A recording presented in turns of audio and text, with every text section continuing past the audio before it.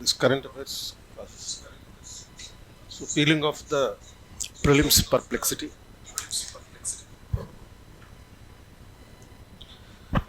So this perplexity is the complexity. So usually in the civil service exam, the people consider across the three levels of examination, the prelims, mains, and the personality test. So across these three, usually the people will consider the prelims to be the most complex thing. So, so why prelims is a puzzle? Because for many people, because sometimes candidates even will not clear the prelims even after giving 6 attempts also. That is, attempts are exhausted. So why this situation? Because in the prelims exam, you can't create anything. Whereas in the mains exam, there are a lot of things that you can create. But for the prelims, there is nothing to be created. And you can't have an opportunity to elaborate on anything. You have to identify the answer, but you cannot elaborate any answer.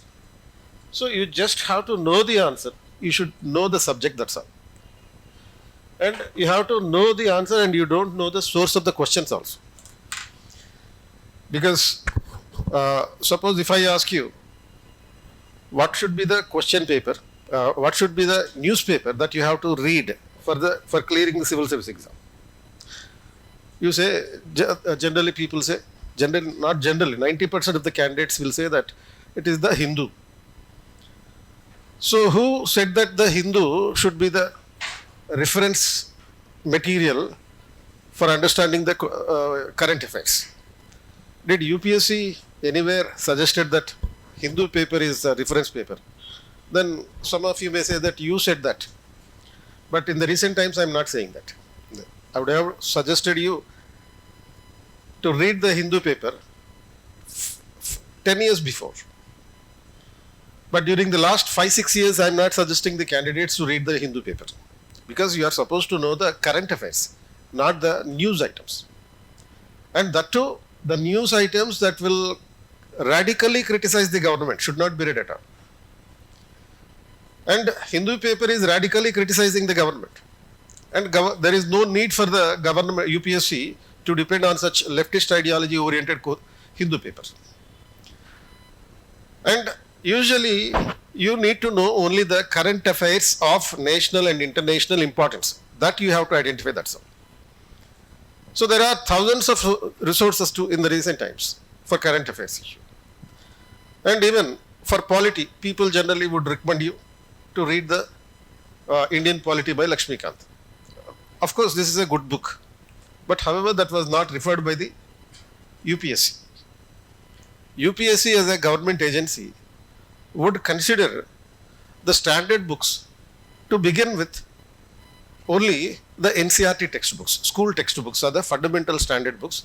So therefore, 80% of the questions in the exam will appear from the NCERT books only. And it is observed that even from the forward also, the UPSC is giving away the questions, picking up the questions, even from the forward of the NCERT textbooks. And in the taking the availability of the time that you have. So from March, if you calculate, you will be having hardly any 3 months towards the prelims exam. So in this situation, you are not supposed to, and you cannot depend upon the major sources, the major bulky sources. So you cannot read, or you cannot even revise Lakshmikant. What you are supposed to do is, you are supposed to read only Indian Constitution at Work. If you are reading it for the first time, don't read it. If you have already completed the syllabus related to the polity, Indian polity, if you have already read the Lakshmikant book once at least, then you go for this Indian Constitution at Work. This is a very small book published by the NCERT in the 11th class. And there are direct questions picked by the UPSC from for the prelims examination. And this knowledge is adequate. This knowledge of NCERTs is adequate. So there is no guarantee that what is the source of the questions that the UPSC is giving. UPSC is giving the questions majorly primarily from the NCERT books only in the prelims exam. And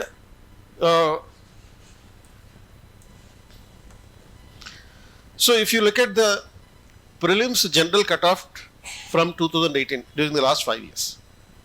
So this is the cutoff. In 2018, 98 was the cutoff. Out of 200. That means less than 50%.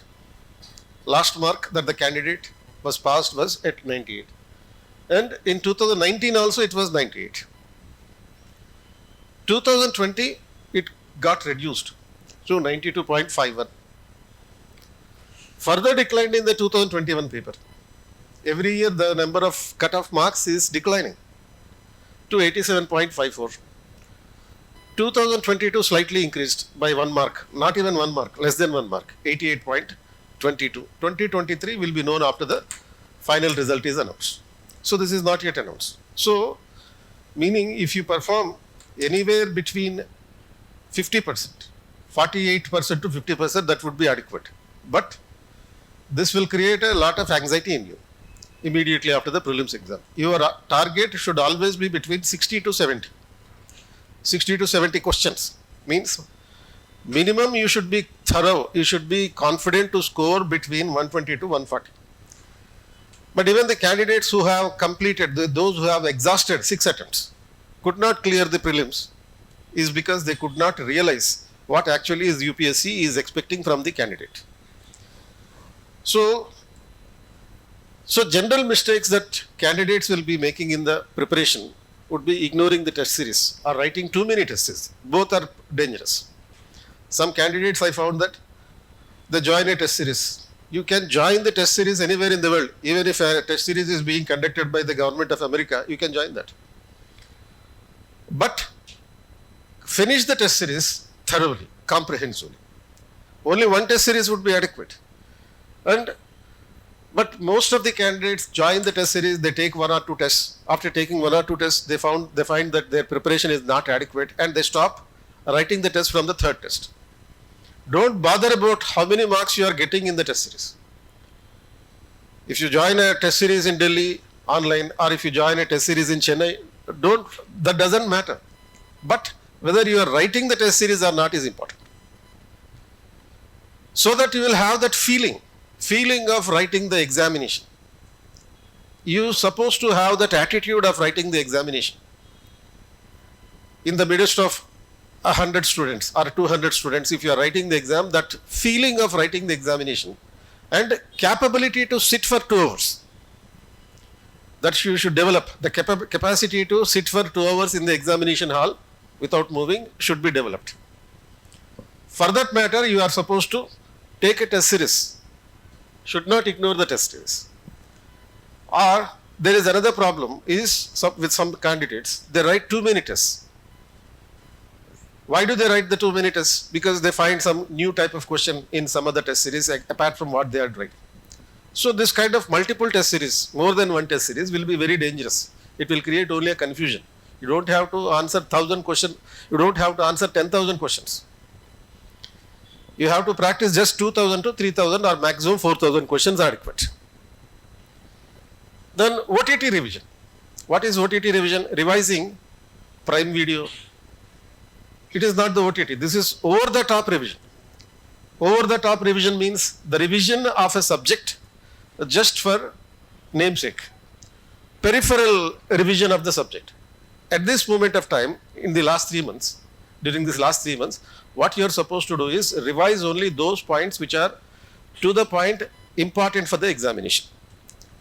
Don't revise anything beyond that. And peripheral revision is not adequate.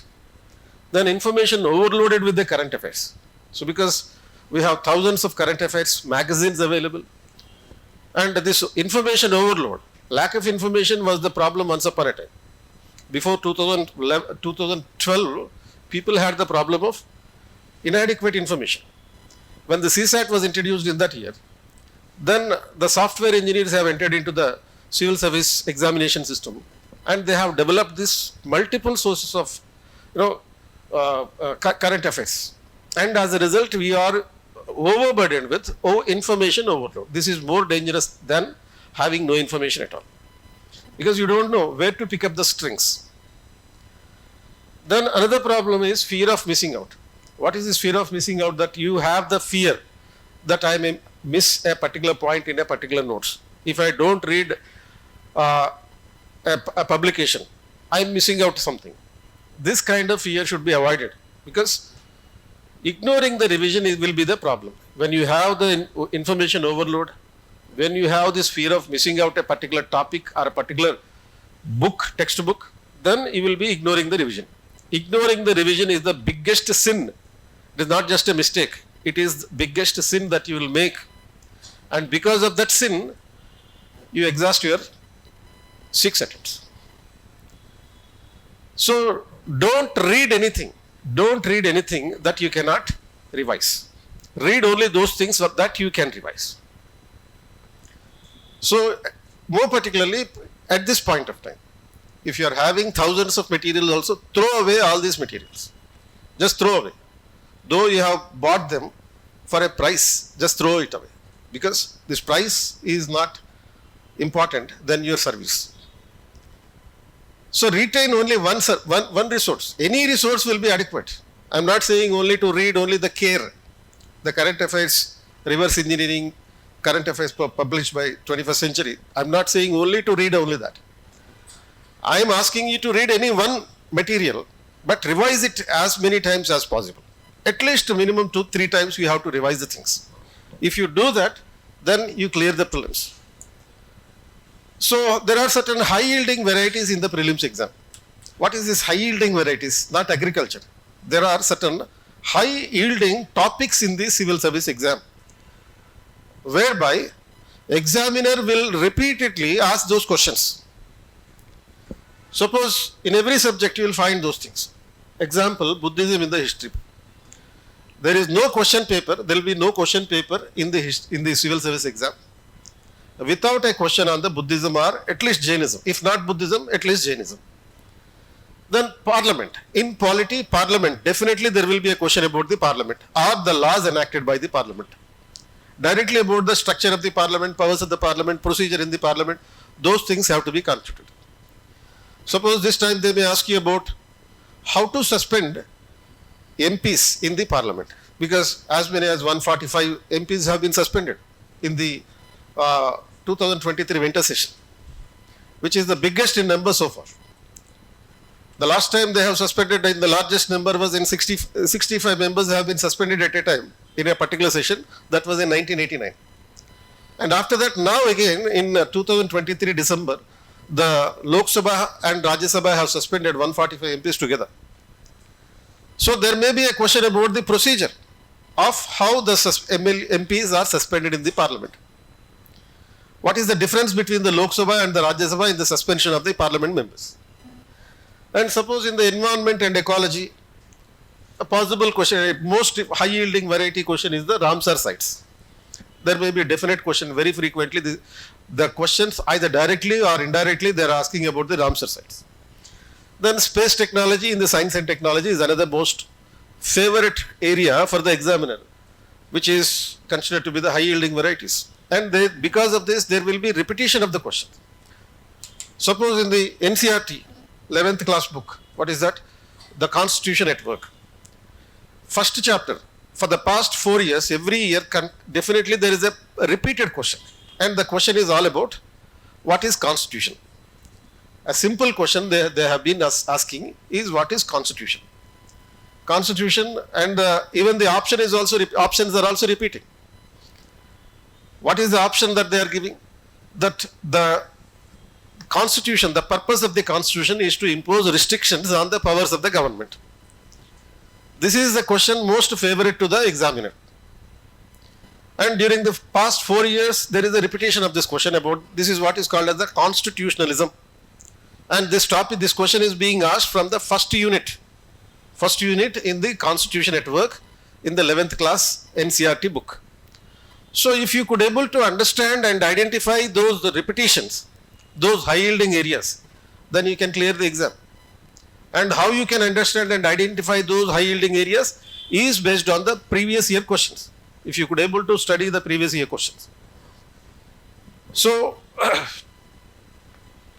then MCQ aptitude, you are also supposed to develop certain MCQ aptitude. What is this MCQ aptitude? MCQ aptitude is how to answer the tips. These are all, the aptitude is associated with the tips, tricks and techniques of answering the questions. If you could able to command these 3 T's, tips, tricks and techniques should also be followed. It is not merely developing the knowledge and building the knowledge, but also developing the tricks also, tips also and techniques as well. If you do these 3 things, then you can develop this MCQ aptitude, because everybody read the same material. If 13 lakhs people have applied for the civil service exam in 2023, every one of them have studied Lakshmikant. Am I right or wrong? I didn't see, but still I can say that everybody have studied Lakshmikant. And if everybody have studied Lakshmikant, everybody should pass the prelims, right? But why only 12,000 people have qualified the prelims? Is because there is no difference in the knowledge. The difference only is in the MCQ aptitude. The failure to answer the test series or writing too many tests, both are dangerous. That will reduce your aptitude of answering the MCQs. And then, so how to handle the MCQs then? Questions are easy and repetitive also. As I told you that in every exam during the last 4 or 5 years, there is a question about the constitutionalism. They are repetitive. But only the choices are difficult.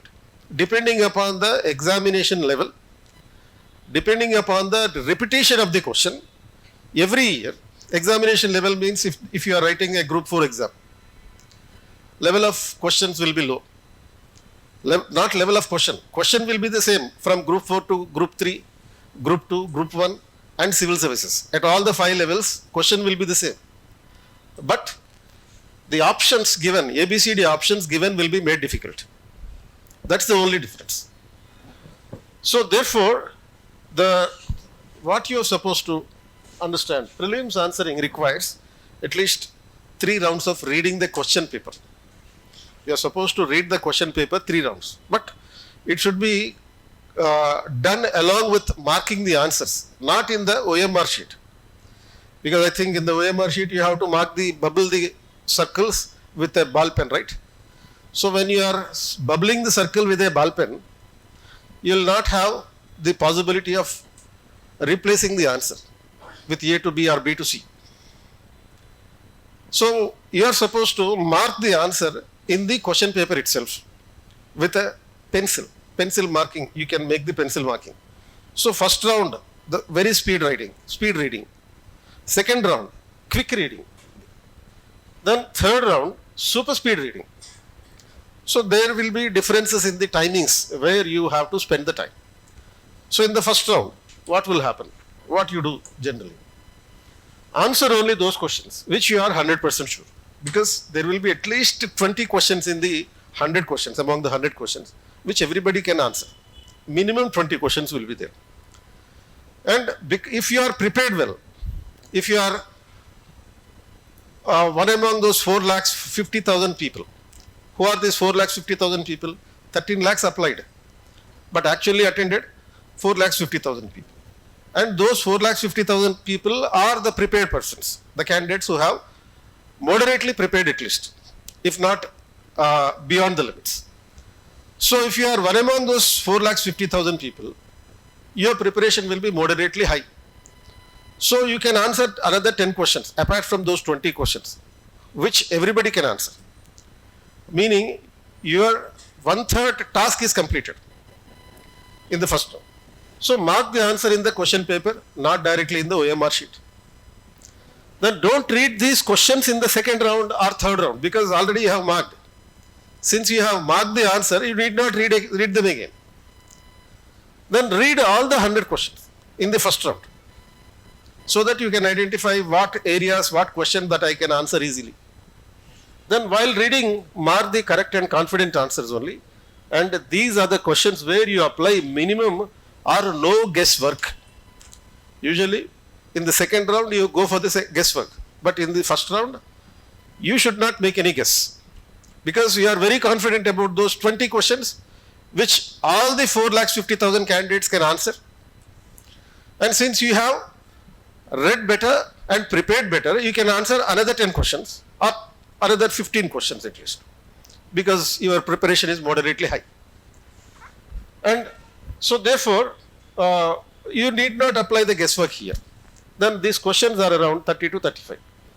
If your preparation is comprehensive, if you made a comprehensive preparation, then you will be scoring on these lines. Then you should finish this round in 50 minutes. Even timing is also very important.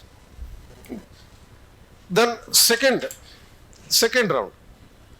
These questions are those where you are 60% sure, not 100% sure. In the first round only, you will 100% sure questions. In the second round, you are marking the 60% sure.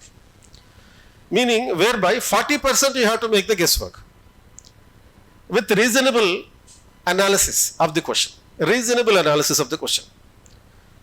These tips, tricks and techniques will be useful to mark the answers for this 40% guesswork.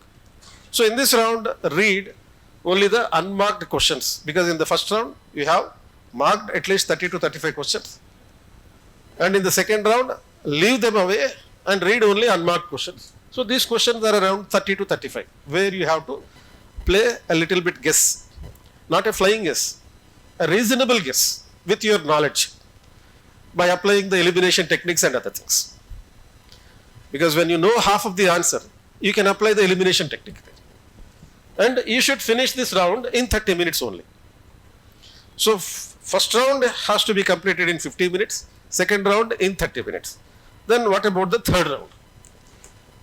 So during the third round, in this final round, you can take a logical guess. And sometimes you can also make a flying guess as well, where absolutely you don't have the answer, but it seems like the question seems to be read by you somewhere. That would help you to answer this question. And you should answer only 10 to 15 questions in this last round, not 30-35 questions. Because all these 10 to 15 questions would be absolutely based on the guesswork only. So therefore, you should minimize the possibility of answering these questions. In the last round of 30, remaining you'll be having 30 questions. Out of these 30 questions, you should be marking only 10 to 15. Don't mark more than 70 to 75. Not more than 70 to 75. If you go at around 80, that will be probably reasonable if you are thoroughly more prepared. Then there will be at least 20 questions which you have no idea at all. So therefore, your answers should not be more than 10 to 15. And hence your final round should confine to intelligent answering of 10 to 15 questions, where your luck will also help you. Because the luck will depend not upon celestial techniques. It is not in the stars. Your luck is in your hands, based on your minds. Your mindset, because you have prepared a lot, and because of this preparation, it will be, the knowledge will be stored in your brain, unconscious mind, and that unconscious mind will get activated in this situation. That will help you to answer some questions even by luck also. And that luck is not in the celestial power, but in your mind power. And you should spend not more than 15 minutes in this round. And after marking all the answers in the question paper, then what you are supposed to do is then marking the answers in the OMR sheet. So the marking of OMR sheets, that should take place within 20 minutes, because at this point you don't have to read the question paper. Maximum 15 to 20 minutes you will take to complete the bubbling of the OMR sheets. And then practice is required. Practice minimum 2000 questions, that is practice 20 MCQs for each question. In the exam, final exam, you will be getting 100 questions. So if you could able to practice 20 questions, 1:20, then that will be adequate. If you practice up to 4000 questions, that would be adequate. You don't have to bother about 5000 questions, 6000 questions, 10,000 questions. And even if you practice so many questions also, you don't remember anything. So reasonably, practice of 2000 questions would be adequate from each subject, subject-wise practices, as well as, apart from the subject-wise practice, you are also supposed to do the grand test practice. So you will be habituated to commit and rectify the mistakes if you could able to practice 2000 questions. It is necessary that you are supposed to make the mistakes. All those mistakes have to be committed during the practice only, not in the final exam. So you will not mark a wrong answer for a known question if you make such a practice. So many people will make this complaint after completing the exam, after writing the final exam, saying that I have marked a wrong answer for a known question. If you mark a wrong answer for a known question, what about the unknown question? So definitely you will mark a wrong answer. So therefore all these things will demand, UPSC is demanding not extraordinary knowledgeable persons. UPSC is only demanding certain sincerity from the candidates. Extraordinary knowledge means if you see the results, final result, what is the maximum mark that the first ranker will get? Not more than 55%. The total marks for the mains and the interview together will be not more than 55%. So if it is not more than 55%, what is 55% according to our knowledge is only average knowledge, not extraordinary knowledge. If you score 90% plus, you are extraordinary intelligent and you are not suitable for civil service exam. If you are extraordinary intelligent, you will be suitable for the civil service exam when you score anywhere between 38% to 55%. 55% is the marks of the first ranker. 38% of the marks is the marks of the last ranker. So this is where you are supposed to get, and you are an average person. You are an average person, not an extraordinary personality. Then what is expected by the UPSC from the candidates is sincerity in the preparation, a discipline in the preparation. So the sincerity comes from your scheduling, your timetable. Timetable is different and scheduling is different. Timetable is on a daily basis what you do on with reference to a particular subject. What is the time schedule that you have to allot for studying the space technology? I will finish the space technology in 7 hours. That is the timetable. And what is scheduling? On a day-to-day basis, what you are doing? I will wake up at 6 o'clock in the morning. Then I will complete my particular topics. I will finish this fundamental rights chapter. That scheduling is different. Then by heart the syllabus. Entire syllabus of the UPSC should have been by hearted by you. Entire syllabus means not just the prelim syllabus but also the main syllabus. Those who have by hearted the prelims syllabus and the main syllabus and have identified the linkages between the two, between prelims and the mains, and the linkages between one paper to another paper, those are the people who have by hearted the syllabus and they will have more choices of the success. If you have not by hearted the main syllabus, first you are supposed to do that. By heart the main syllabus also, because there are linkages between prelims and the mains through the core subject. The core subject like polity, economy, history, geography, science and technology. This is the core subject. And there are non-core areas. Non-core areas are the exclusive main subjects. Core subjects are common for prelims and the mains. Polity, economy, history, geography. And a little bit of science and technology, a little bit of environment is common for the both prelims and the mains. And there are areas which are exclusive to the mains. Ethics, general essay, governance, disaster management, internal security, Indian society. They are all exclusive, and world history, exclusive to the mains. So you have to be thorough with at least the core subject. The topics and the units that are being given in the syllabus should be thoroughly by hearted. That's the first thing and the first symbol of your sincerity towards the examination. And so suppose what is mentioned in the syllabus, in the prelims. The prelim syllabus containing these topics like current affairs of national and international importance. So the national and international importance. So identify those important national events and international importance. Then history of India and international movement.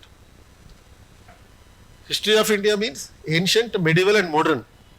Then specifically talking about the international movement. Modern history means that was the history of that begins from the 18th century is the modern Indian history. And the national movement from 1857.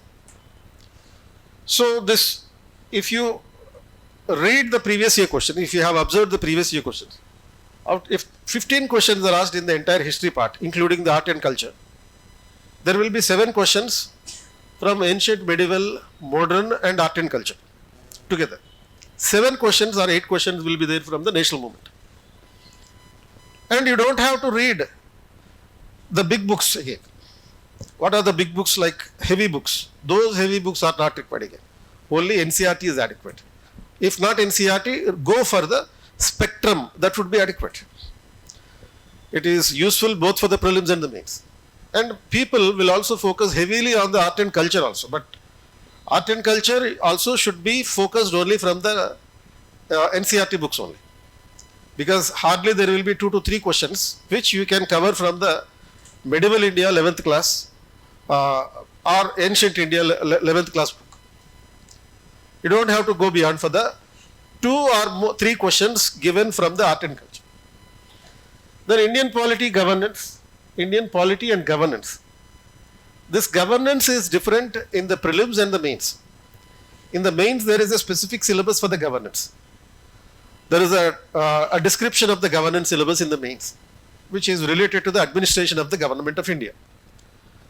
But here, the governance is about government policies. The questions that are being given in the previous years, they're all about the government policies, welfare schemes implemented by the government. Governance means administration. How the government is carrying the administration is through the government programs and policies. And those will be asked in this counting. So then they were also talking about the constitution, political system. Constitution means all the articles from Article 1 to 395 that you have to be that have to be studied. Then specifically talking about the political system. Political system, what does it cover? It covers this nature of the government. First, nature of the government, parliamentary government and federal government. Then it also covers about the election system. Political system also includes the elections, election procedure, election commission. And Panchayati Raj, 73rd Amendment, you should be thorough with. Therefore, there will be a definite question about the Panchayati Raj also every year. Every year there is a definite question from 2013 if you see the PYQs. Examiner is giving one definite question about the Panchayat Raj institutions. It is not merely about the 73rd Amendment. Along with the 73rd Amendment, various legislations enacted to implement the 73rd Amendment, like the PISA Act, the Panchayat's extension to the Scheduled Areas Act of 1996. Questions are there even from this law also. So, and then public policy. This public policy is about the governance. Public policy is not theoretical public policy that candidates would be studying as a part of political science or public administration. That is the optional, the theoretical aspects. Public policy in this context is all about the government policies, government programs, welfare schemes. Then your economy, study of economy should be confined only to these areas. Need not read everything that you come across. And you should also supposed to deal with this economic dimensions from the current events as well. So economic and social development, it is not merely economy, it is both economic and social development. Again here the examiner will give the questions about the inclusive policies of the government. That is welfare schemes implemented by the government. Then sustainable development, specifically you have to be thorough with this sustainable development goals, sustainable development goals and how they are implemented in India, and how the poverty, multi-dimensional poverty index has been redefined the poverty in India. And yesterday there was a report about the Niti Aayog regarding the poverty, how the poverty has declined. And even in the budget also there was a proposal about the proposals, a series of things that have been proposed in the budget. So the sustainable development, poverty, inclusion, then demographics, that is about the population, social sector initiatives.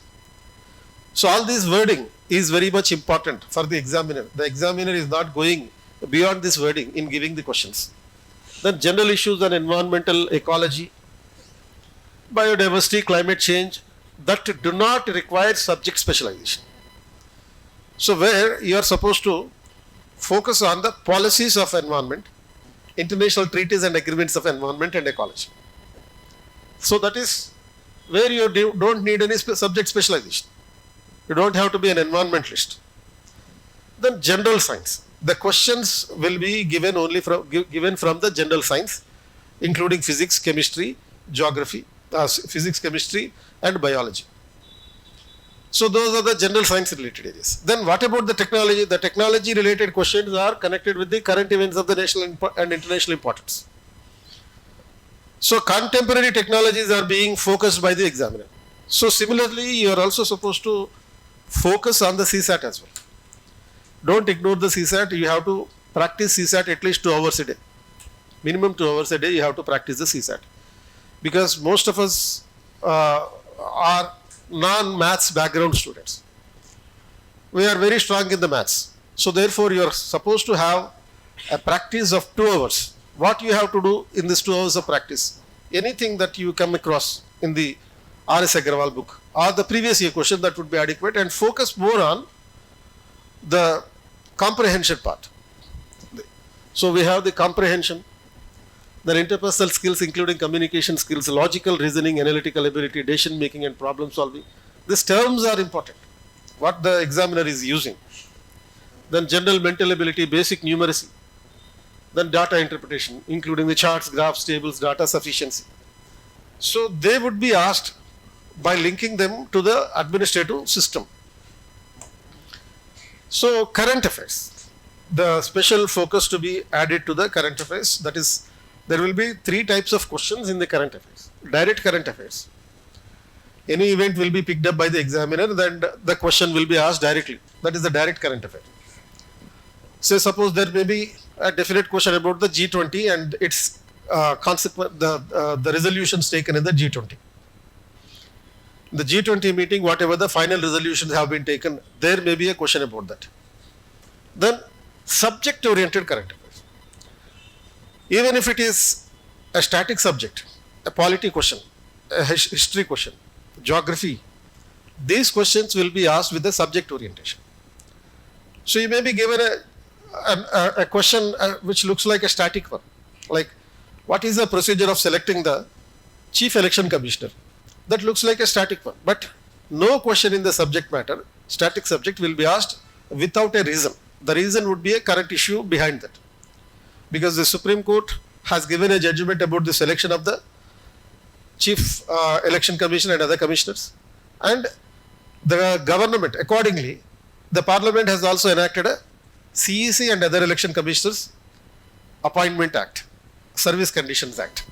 So the current affairs related to the basic static subject. Then current affairs are the root and fruit of the questions, that would be remembered. They take the current affair as the root, that is source, to ask a subject related question. Fruit of the question means the question itself will contain a current issue, like the G20 meeting. Then CSAT, daily 2 hours practice is needed. Focus should be more on comprehension, reading the comprehension, because suppose when you are reading a newspaper, there are editorials. These editorials, after reading this editorial, suppose in the Hindu paper, in the editorial page, there will be a main article and a lead article, and in the sidelines, there are vertical articles. After reading that vertical article, try to develop the possible questions. I'm not asking you to develop the answers, but develop questions and the MCQs based on that editorial. That will be helping you to focus on the comprehension. If you do this practice for 2 hours a day across 15 to 20 days, you can identify how to recognize the answer in the comprehension. And have for the remaining 3 months period, develop a study plan with a timetable and a scheduling and a note making. So you are supposed to have a timetable for this, for the rest of the period, then a schedule, then a note making. Then, so hours of preparation in the study plan, what should be the hours of preparation?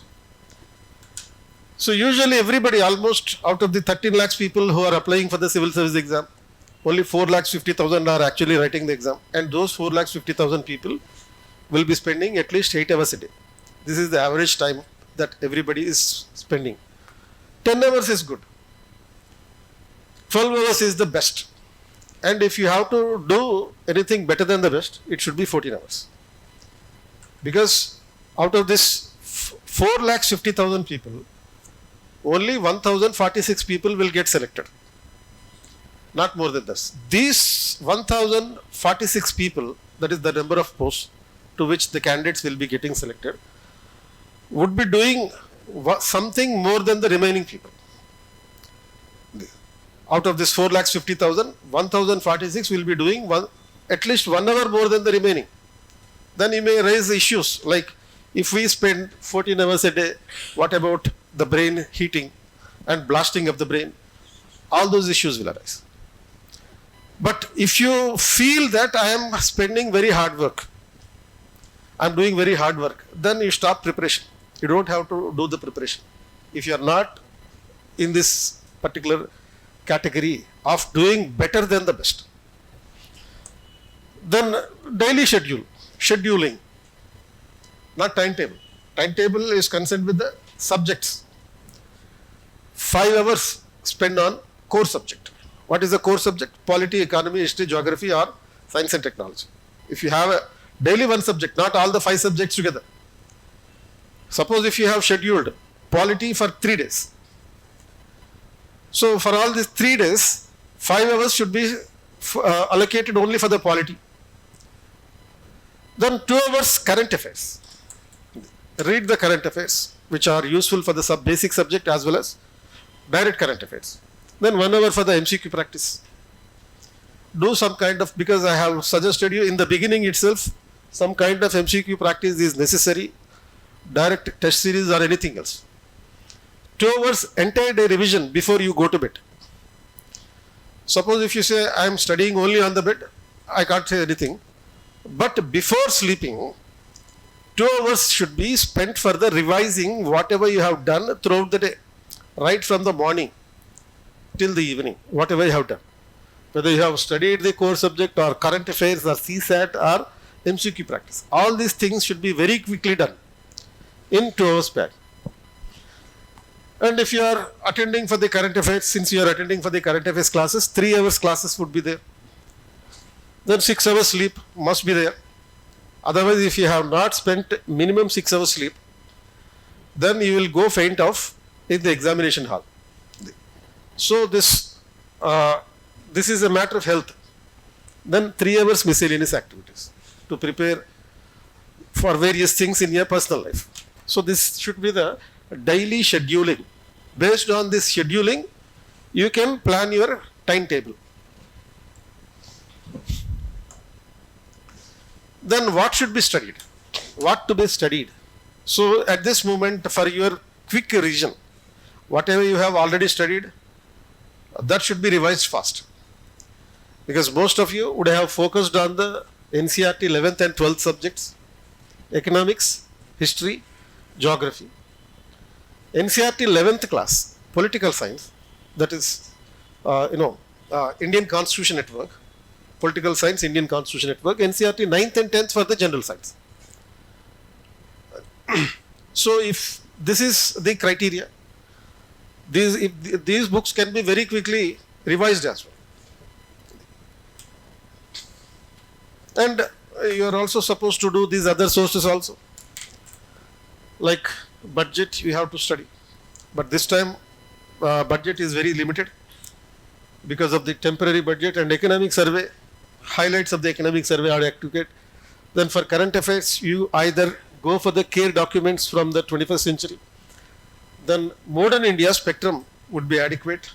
Otherwise, if you have studied the NCERT, that is enough. If you are reading for the first time, don't read the spectrum. If you have already do that, you have to revise it. And geography, NCERT 11th and 12th class. And art and culture, NCERT 11th class. That would be enough. So confine your sources only to these things, right? And note making. regarding the study plan. When you are doing the study, your note making, full notes is not required at this moment. Underline the highlights while reading the textbooks. Make notes in the form of diagrams, maps, charts, tables and words for the last minute revision. That last minute revision means during the last 10 days of your examination. For that purpose, this is needed. And if you are writing any class notes, that class notes is adequate. During the entire year preparation, during the last 1 year preparation, if you have the running notes, that running notes would be adequate. So, this is the plan that you are supposed to do. So,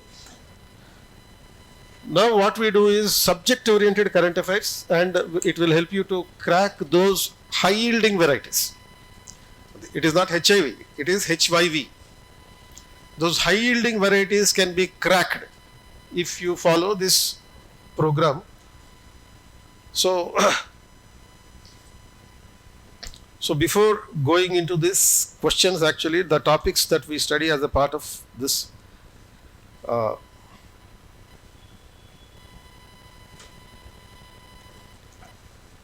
this is what I wanted to share with you.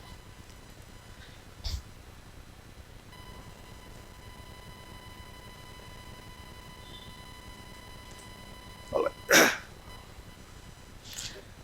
So the question paper is given to you, and check out this question paper, and based on that, what are the possible areas that we can identify as the high yielding areas.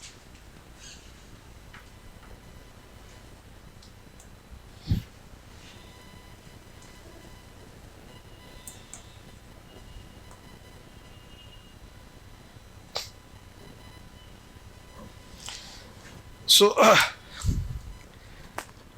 the first question is about the Aadhaar. So, I have given the question as well as the reason for that question. In what context that question is being given. So, the first question is, consider the following statements. Aadhaar metadata cannot be stored for more than 3 months. State cannot enter into any contract with private corporations for sharing the Aadhaar data. Aadhaar is mandatory for obtaining the insurance products. Aadhaar is mandatory for getting the benefits funded out of the Consolidated Fund of India. So, which of the statements given above is correct?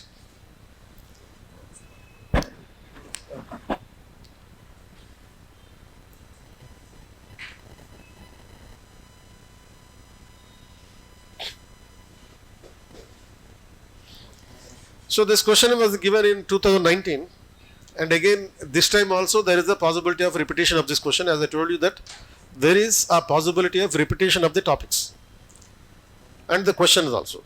So the context was for giving this question in 2019 is there was a Supreme Court judgment in 2017 about the privacy, and based on that issue this question might have been given by the examiner. So statement 1, you have to identify the statements which are correct. So statement 1 is wrong because Aadhaar metadata cannot be stored for more than 6 months. It should be not more than 3 months.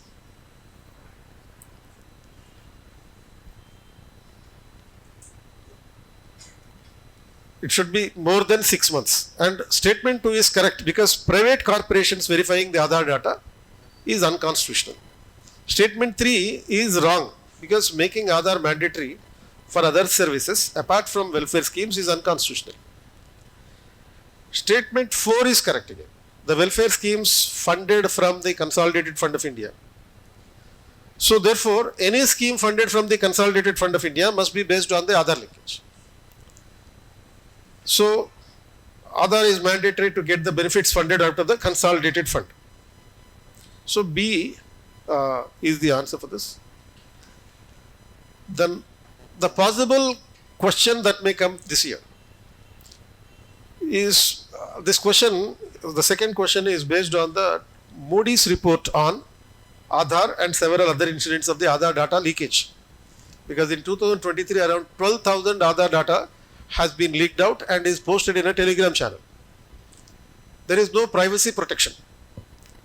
So therefore, based on this, what statements are correct that we need to suppose to identify. Suppose statement 1, Unique Identification Authority of India is the nodal agency for the Aadhaar.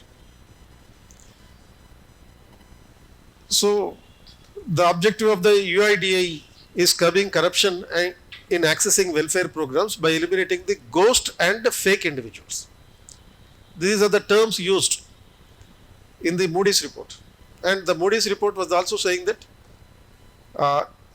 for the weather conditions existing in India, Aadhaar data may not be suitable. How weather conditions is connected with the Aadhaar is because in this region, since the very hot conditions are existing, the fingerprints are not available the fingerprints are not accessible from the people who are getting the benefits of the government. Because they are doing the mud related work. When you are doing the mud related work and very hard work and you are using the iron utensils to do the work, and your fingerprints are disappearing, and Aadhaar is not working upon, and as a result there are too many fakes and ghost systems.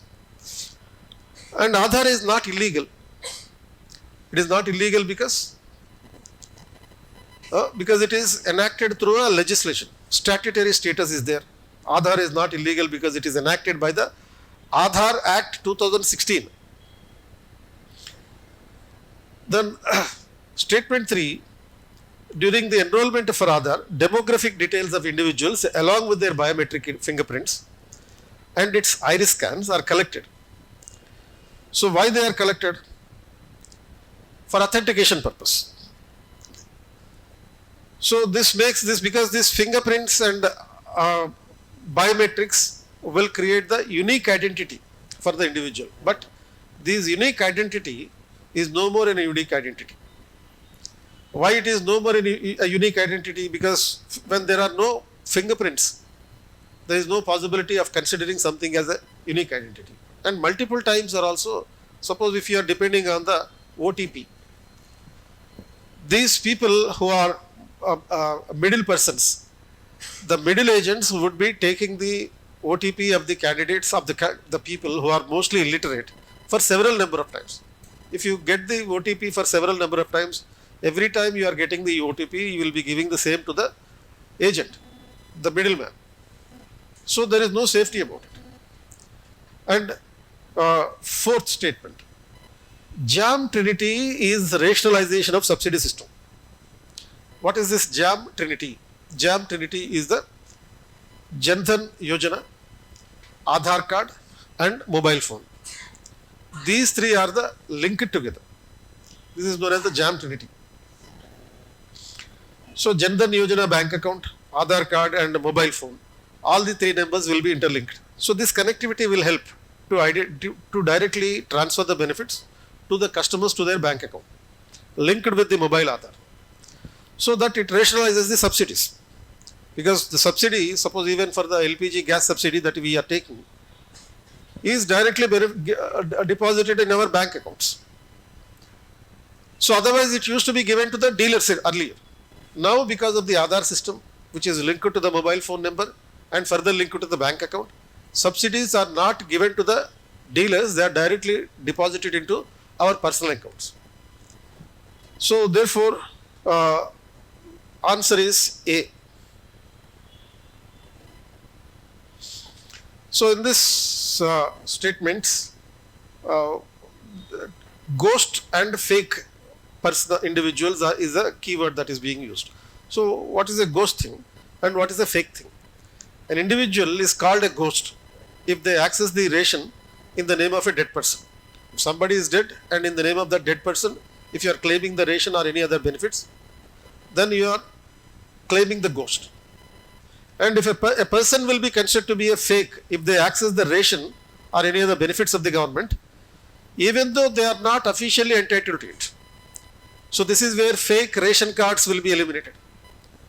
Suppose before 2014 in India there used to be 30 to 35 crores poor people below the poverty line.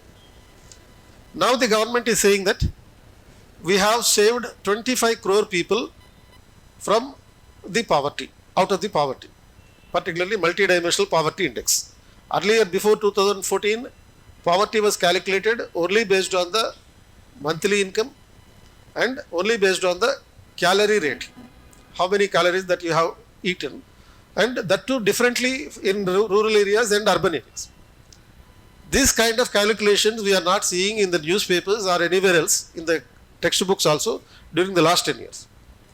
Because the government is calculating the poverty not merely on the basis of food intake, but also on the basis of various other things.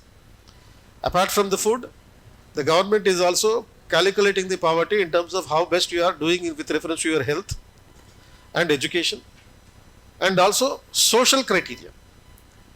What is that social criteria? Human Development Index criteria. Suppose women empowerment is one criteria that is being taken. How women are able to make the decisions at the home level. Are the women making the decisions which they could not make earlier or not? That is, the women could not make the decisions earlier with reference to their whether to have a child or not was decided by somebody else, not herself. If the child to be born is a girl child, she was not having the right to carry the pregnancy. Then even a decision about sending her child, girl child, to the school was also decided by somebody. Forget about all these things. She was not even having a decision making capacity to take the food also. She has to eat the food after all the members of the family have eaten the food. So this is where the multi-dimensional poverty index would include this human development aspects also. So this is where the government is saying that from this multi-dimensional poverty, 25 crore people have been saved. What about the other 10 crore people who are not saved? Because before 2014, 35 crore population was below the poverty line. Now the government is saying 25 crore people have been saved out of the poverty. Then what about the 10 people, 10 crore people? These 10 crore people are fake poor people. They are not real poor people. Holding the white ration cards, fake ration cards. They have been eliminated with the use of technology. So these fake poor people have been eliminated with the use of technology, Jam Trinity, Aadhaar card, mobile phone and everything. So therefore, the real poor people are only 25 crore people. They have been saved out. And Niti Aayog report is also saying the same thing. So ghost is the one who is enjoying the benefits of a dead man. Fake is the person who is enjoying the benefits of the government, though he is not eligible for that. Then third, statue of Adi Shankaracharya at Omkareshwara was inaugurated in the Mandhata island of Khandwa district of Madhya Pradesh. So this is a current event, direct current event. So as I told you, there will be direct current events and the subject oriented current events. And in this question I mixed the both. Question is about the direct current event. Options are about the subject orientation. So which among the following constitutional goals are associated with this? Secularism, justice, equality and fraternity, unity and integrity. Why I have given this question? Because there was a question in 2022 about the statue of equality in Hyderabad. So there may be a possible question on these lines as well. So context is, it is the statue of Adi Shankaracharya inaugurated in Madhya Pradesh in 2023 September, and it is about equality and fraternity together, not just one. So because it is not even the unity and integrity, it is about, what is this statue is known as statue of oneness. What is this oneness? Unity or integrity? Not that unity and integrity. It is oneness is about Advaita. So based on this, if history faculty has to give a question based on this Adi Shankaracharya, the history faculty will give you Advaita related question.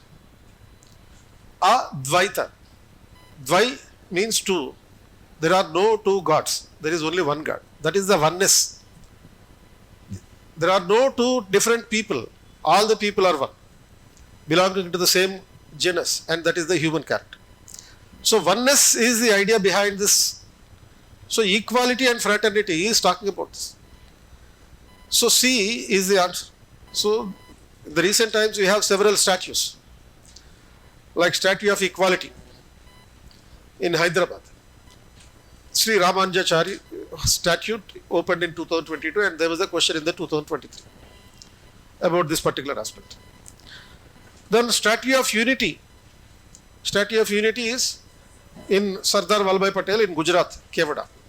And this is the tallest statue in the world, opened in 2018. There was also a question about this Statue of Unity. Then there is Statue of Social Justice.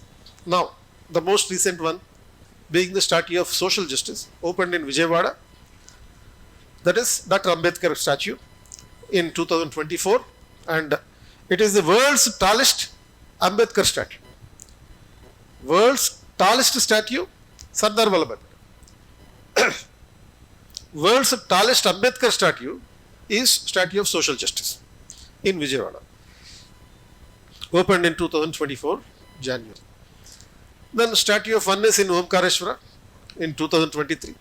So oneness means Advaita, God is one. Then fourth topic, consider the following statements about the affidavit. So in the recent few papers, if you see the previous year questions last 5 years, every year there is one particular question about the law, complete legal system. That is, whether there was a question last year about the prison laws, how prison laws are implemented by the states. So suppose this time there may be a possible question about the affidavit. Why the affidavit? Because in the context of the question I have given that. Reason for asking about this affidavit is because Darshan Hirandani, the CEO of Hirandani Group, has given a sworn affidavit to the ethics committee in the Lok Sabha. So making a series of allegations against TMC member of parliament Maha Moitra, and she was suspended for that reason. So based on this event that happened, examiner can give you a question based on the affidavit. So affidavits are administered by any court or any person or a third party under the Indian Penal Code. So is it right or wrong? Because statement 1 is wrong, because affidavit is administered under the Oaths Act 1969, not Indian Penal Code. There is a specific act called Oath Act, OATHS, Oaths Act 1969. So affidavits can be made by those who have, by the law or consent of parties, authority to receive the evidence. And it can be received by any court or any person, or a person on behalf of other person can be administering, can have the possibility to administer the affidavits. Then second statement, to create an affidavit, an individual must be of legal age and fully comprehend the component's nature. So this statement 2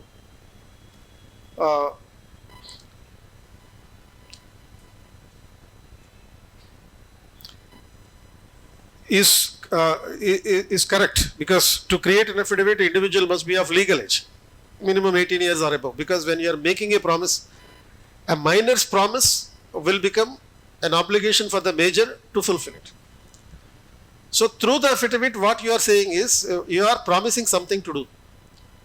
So it cannot be done by the minor. It should be administered only by the persons with major age who are legally eligible.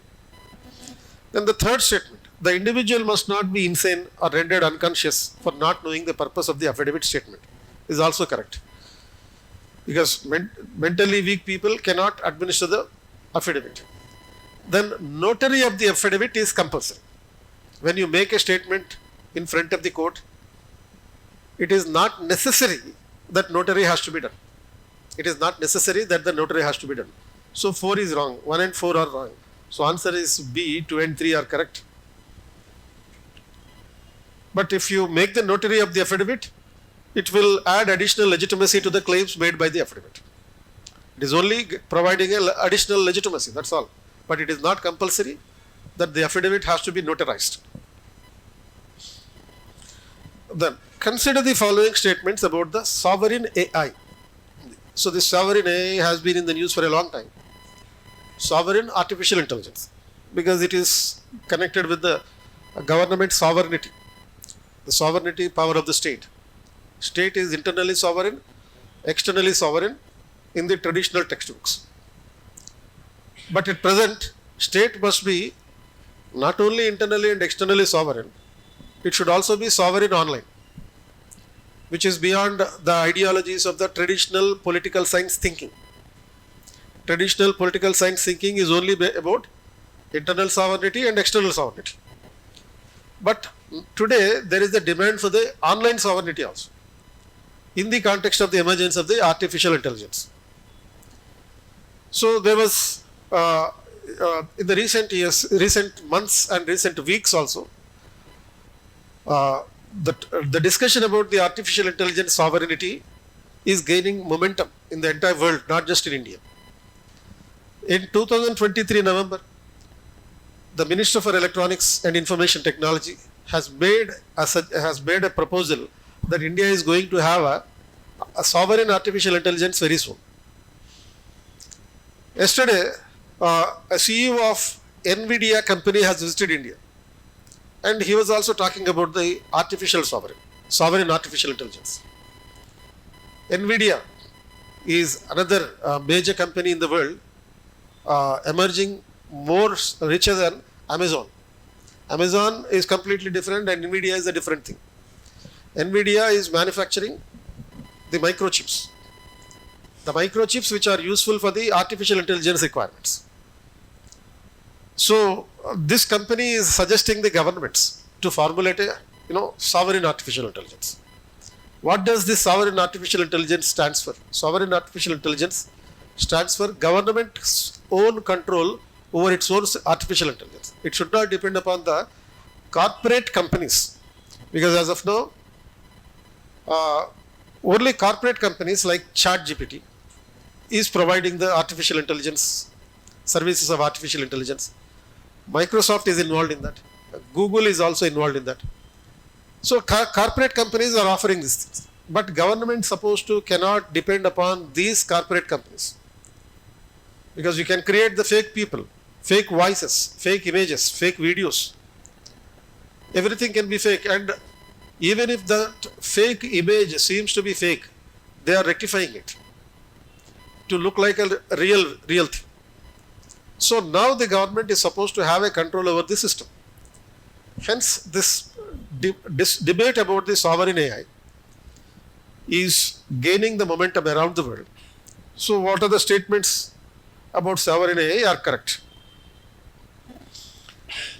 So statement 1, sovereign AI computing infrastructure that can provide computing resources as a service to the Indian startups, particularly in the sectors of agriculture, healthcare and education.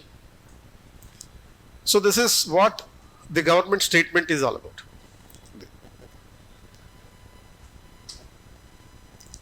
And second statement, government control over the artificial intelligence is known as the digital public infrastructure, DPI, which includes the Aadhaar UIDIA, or UPI is also an example for the digital infrastructure, the UPI. So the government is controlling this UPIs also. RBI has imposed a ban on the Paytm, is an example of how the sovereign AI is working on. Government is going to soon have its own large learning system, large language programming, to regulate the entire artificial intelligence in the country. So the Minister for Electronics announced that India soon will have the sovereign artificial intelligence with a budget of 10,000 crores. So therefore, this Aadhaar card, payment solutions like UPI, they are all related to this sovereign artificial intelligence according to the draft National Data Governance Framework Policy also. Government has recently announced a National Draft Governance Framework Policy. Even under that also, the sovereign AI will be insisted.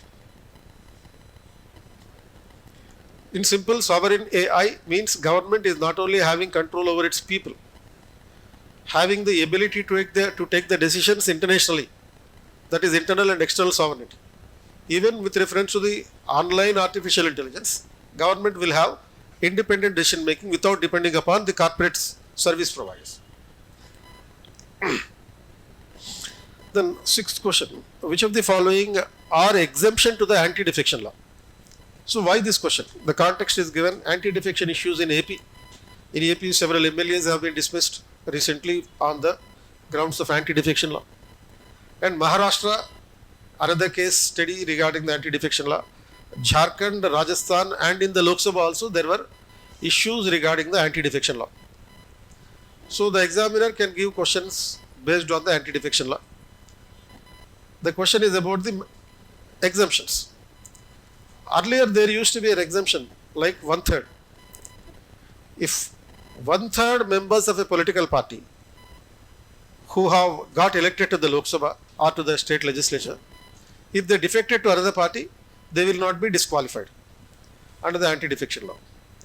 That was 1/3 exemption. But this 1/3 exemption is removed now after the 91st Amendment. It is 2/3. And so these are the exemptions. Based on this exemption, like merger. Merger is an exemption. If 2/3 members of a political party joins in another political party, that would be a merger. So if a member goes out of his party as a result of the merger of the party, a merger takes place when 2/3 members of the party will join another political party. Suppose the remaining 1/3 people, they will not be disqualified.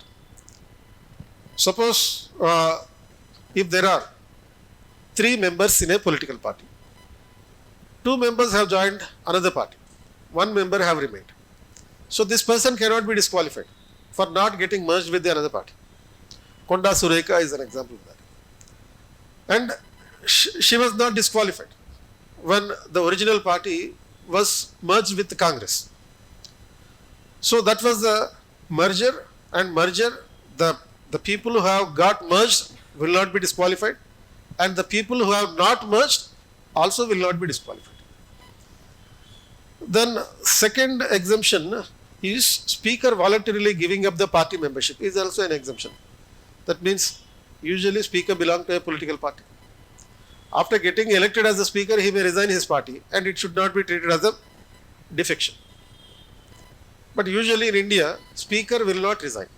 Speakers are not resigning from their political party even after getting elected as a speaker. Even if he resigns, he will not attract, the speaker will not attract the provisions of anti-defection law. Then third statement, voting against the party whip in the election of the president. Party whip means the party members in the parliament will have to follow certain orders issued by the party head. And if you violate them, it is attracting the provisions of the anti-defection law. Usually Raghuram Raju as an MP in Andhra Pradesh, he was always violating the party whip. So this party whip, violation of the party whip will attract the provisions of the anti-defection law. But this statement is right, is not correct. Is because violating the party whip in the election of the president, you can violate the party whip when you are voting for the election of the president. It will not attract the provisions of the anti-defection law. So is also an exemption. An independent member joining a party within 6 months of the election is wrong statement. Because an independent member, if he joins a political party either within 6 months or after 6 months, he will be disqualified. But a nominated member, suppose in the Rajya Sabha, 12 nominated members will be there. A nominated member can join a political party within 6 months. He will not be disqualified. If a nominated member joins a political party after 6 months, he will be disqualified. So within 6 months is possible for a nominated member, but not for the independent candidate. Independent candidate should remain as independent throughout his 5 years. So how many statements are wrong? So statement 1, 2, 3 are exemption. Statement 4 is not an exemption. So answer is B, 1, 2, 3. 3 statements.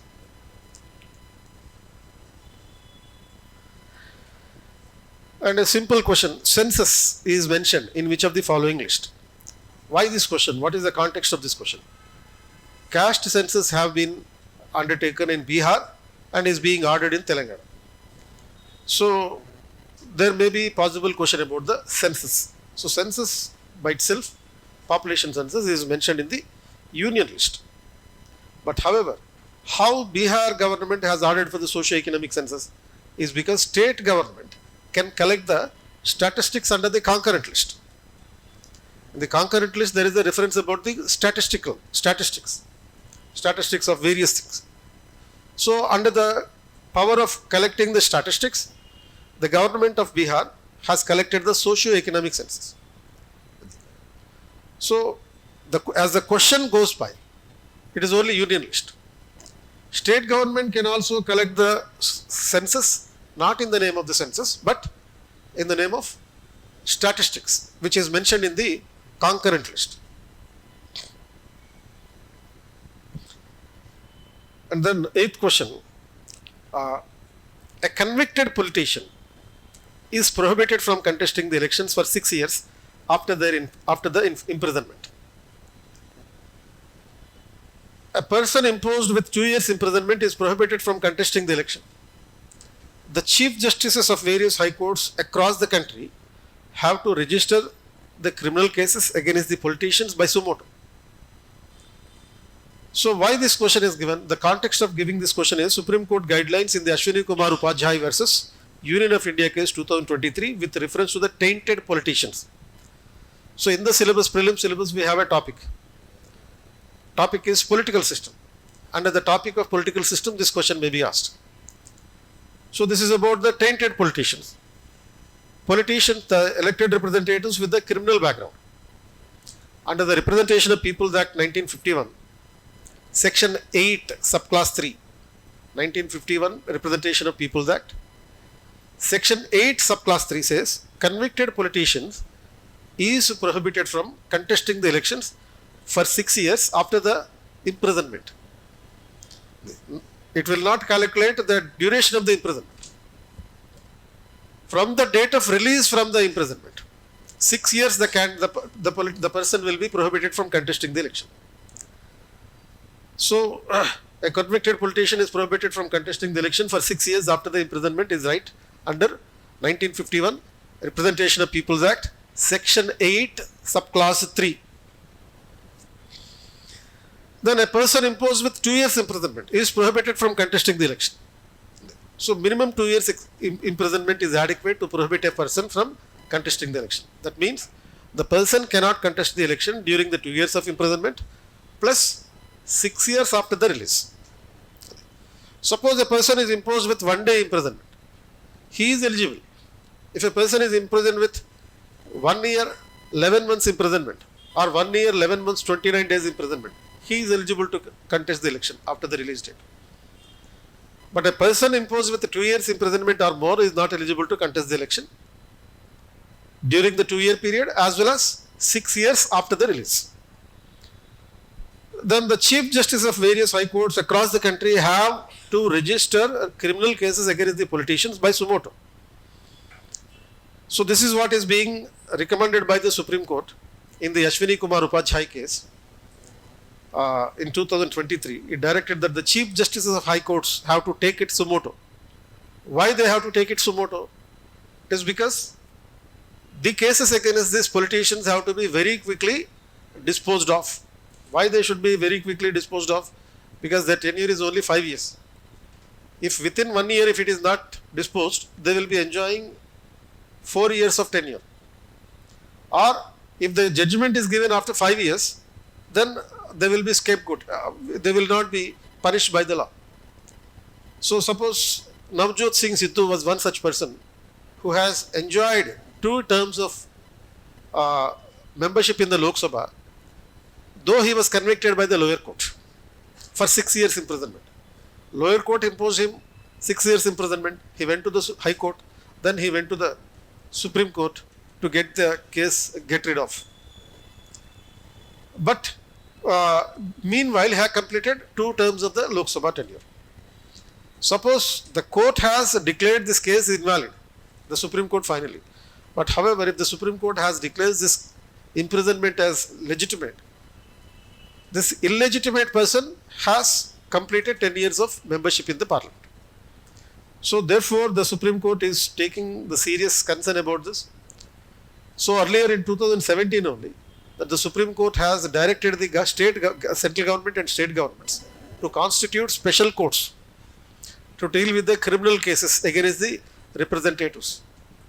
And again, this is the latest judgment in 2023 in the Ashwini Kumar Upadhyay versus Union of India case, whereby the Supreme Court was recommending that it should be taken suo motu by the High Courts, and the Chief Justices have to personally verify all these cases.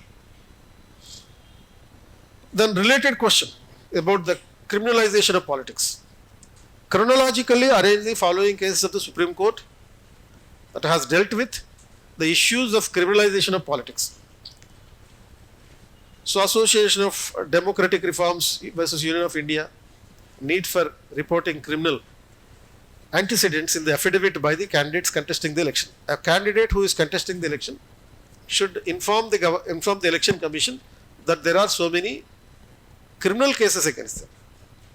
That was proposed in this ADR versus Union of India case, Lily Thomas case, which said that persons convicted with the sentence of 2 years or more prohibited from contesting the elections. Then people, of course, what the government has done is, the government has amended the section 8 of subclass 3, 1951 Representation of People's Act has been amended, that a person will not be made ineligible to contest the election if he appealed to the higher court within 3 months. Suppose the lower court imposed a punishment of 2 years and he appealed to the high court within 3 months, then he is eligible to contest the election. Such amendment has been made to this after the judgment in the Lily Thomas case.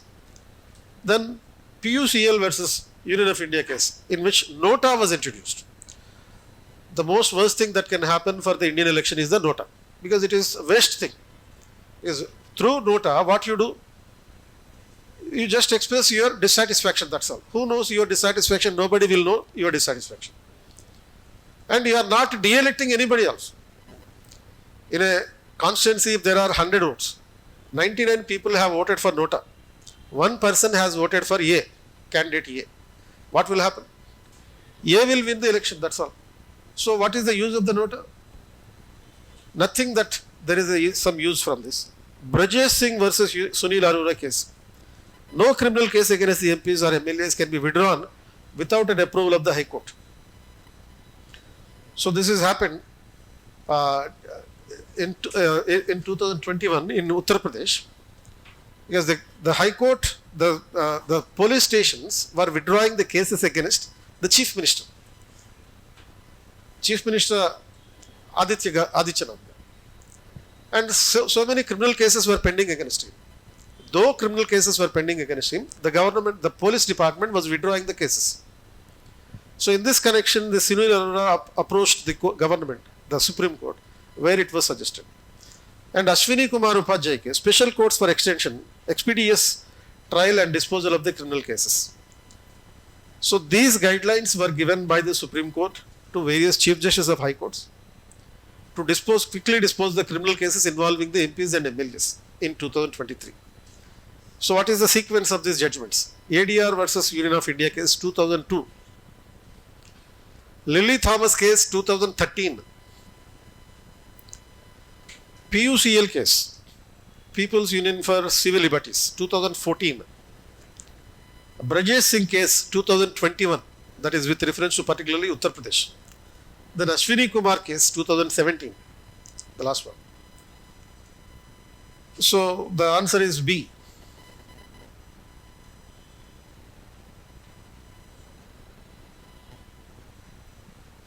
So even Supreme Court giving the 2023 guidelines, that was also case by the Ashwini Kumar.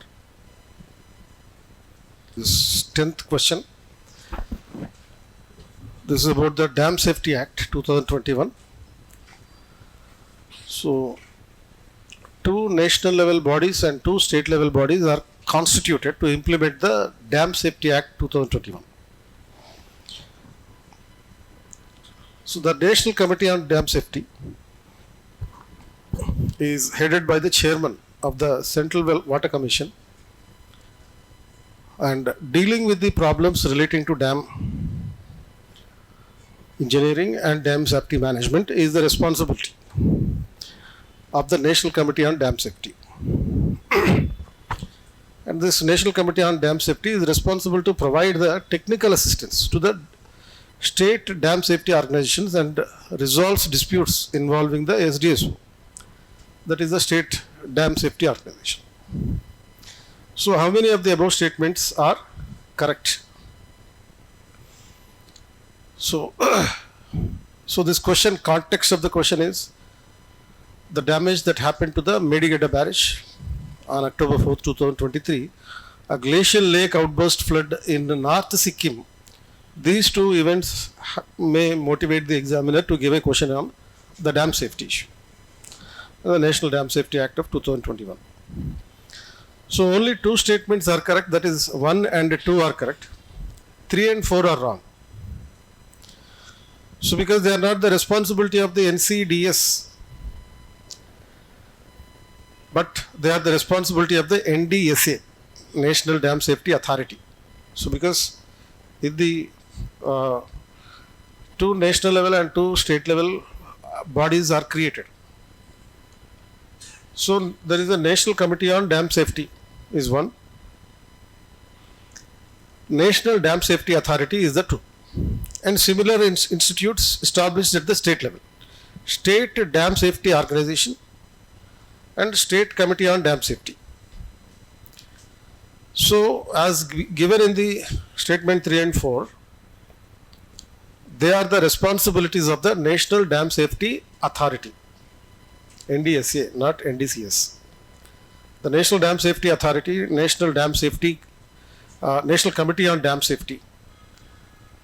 So two organizations are established.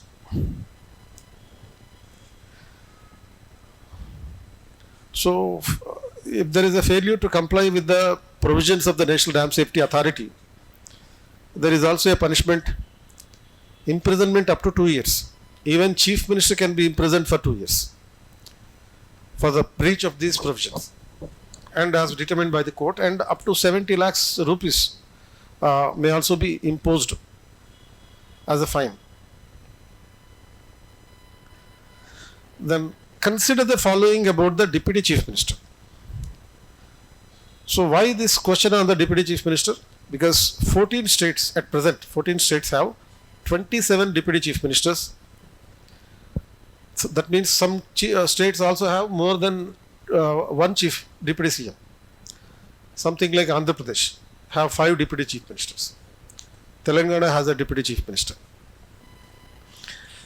So the Supreme Court has rejected a public interest litigation challenging the appointment of a Deputy Chief Minister as a violative of Article 14 in the Public Political Party versus Union of India case. So the statements here are: the post of Deputy Chief Minister is constitutionally recognized under Article 164. Then Deputy Chief Minister enjoys the rank, pay and perks equal to the Cabinet Minister. Hierarchically, Deputy Chief Minister holds second position after the Chief Minister. Deputy Chief Minister acts as the Chief Minister in case of a vacancy in the post of the Chief Minister as mandated by Article 164. Not more than 2 Deputy Chief Ministers should be appointed.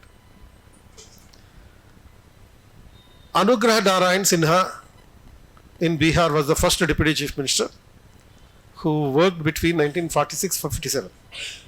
In the entire country, he was the first Deputy Chief Minister. So how many statements are correct? Only 2 statements are correct. Only 3 statements are correct. Only 4 are correct. Only all the 6 are correct. Statement 1 is right or wrong? Wrong. Because there is no constitutional, it is not a constitutionally recognized post. In the constitution, it is only saying that there will be a Chief Minister and a Council of Ministers. Then statement 2 is correct. That is, Deputy Chief Minister enjoys the rank, pay and perks equal to a Cabinet Minister. And then statement 3 is also correct. Hierarchically, Deputy Chief Minister is holding second position after the Chief Minister. Is anyway right. And statement 4 is wrong because of statement 1. So Deputy Chief Minister acting as the Chief Minister in case of a vacancy is absolutely wrong. It's a blunder because neither it is mentioned in the Article 164 nor the DCM can undertake any responsibility of the Chief Minister. DCM cannot undertake any responsibilities of the Chief Minister. So therefore he cannot act as a CM in case of a vacancy of the Chief Minister's post. So 4 is wrong. 5 is also wrong because Andhra Pradesh has 5 DCMs. 6 is right. So B is the answer. So it's an extra constitutional post, not unconstitutional, but an extra constitutional. Constitution is referring only about the Chief Minister and Council of Ministers under Article 163 and 164. There is no reference about the DCM. Then matching question. Different keywords are given and their meanings are also given. This is the context of this question is a Digital Personal Data Protection Act of 2023. The Parliament enacted this law in 2023. So in this legislation, several key words are also being used, and the law itself is also containing the definitions of those words, meanings of those words. The uniqueness about this law, Digital Data Protection Act, is there are 2 elements which are unique for this legislation. One is it is the first ever simplified legislation in the country, because in India, including the Constitution, every legislation is complicated, complexical, and having too many buts and ifs. So every legislation in India has been so far complex legislation to be easily understood by the common man. Second unique thing about is, suppose when you are reading about the president. So the first sentence is saying in the textbook, the president should be a citizen of India. Dash should be of minimum 35 years of age. What should be there? What will be there in the dash? Does it repeat the word president, or will it say he or she? It says he will be. Why not she? And this legislation has used this particular word she in place of he. Usually earlier legislations, we used to refer the term he. But in the DPDP Act, Digital Personal Data Protection Act, the term she is being referred at several times. So it is a kind of women-oriented legislation. So the terms and their meanings. Personal digital data means data of the personal identity. Data fiduciary means agency that processes the data. Data principals means owner of the data. Principal is the primary person. Provisos. Proviso means the subclauses, clauses and subclauses, including the buts and ifs. So those are the provisos, the main clause and the subclause. So B is the answer.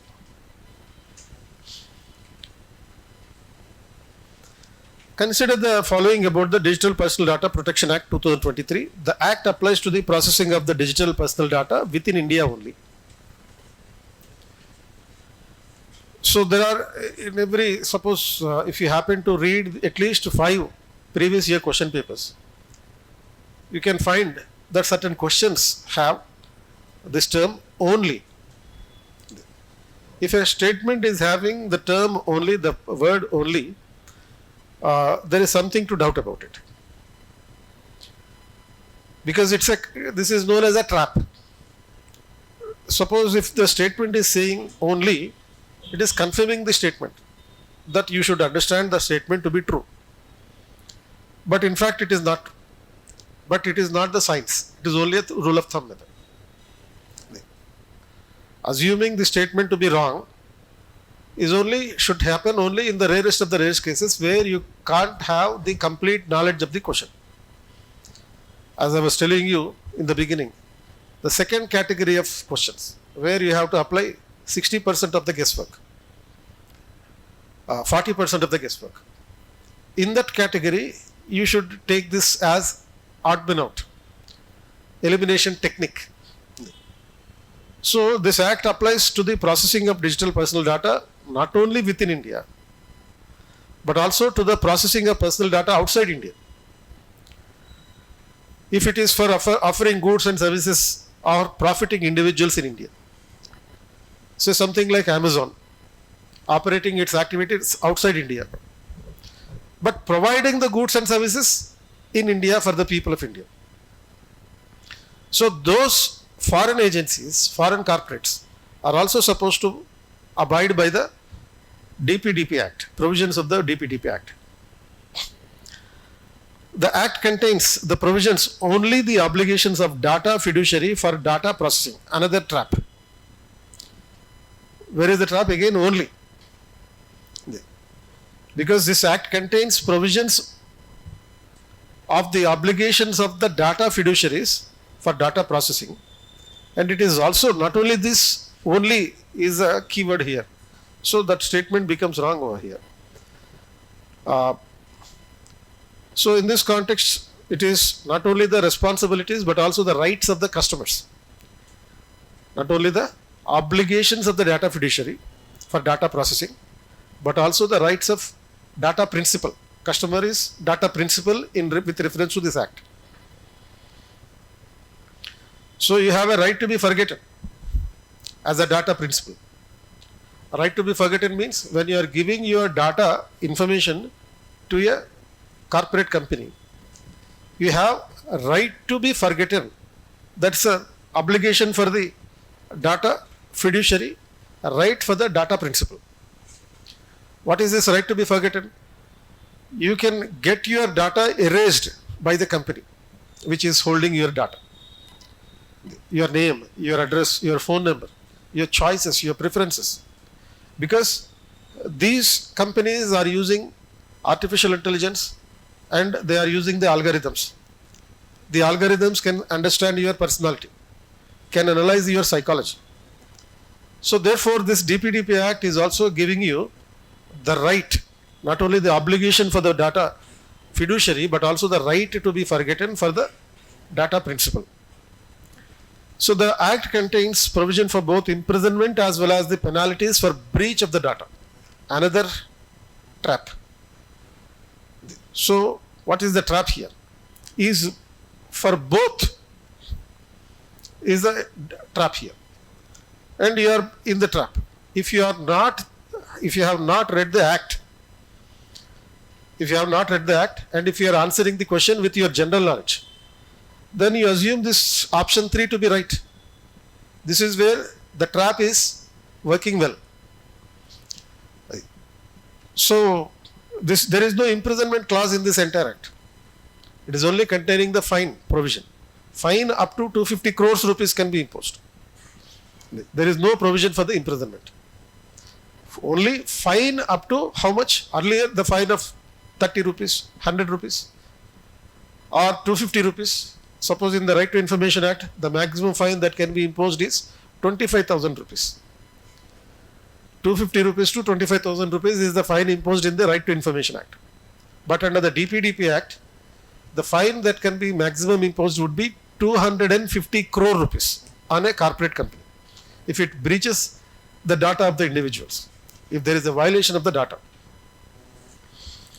So as I already told you, the Act for the first time acknowledges the women in parliamentary lawmaking by involving the women members in the discussion of the bill. Not only in that process, because not by, again, this is another mistake over here.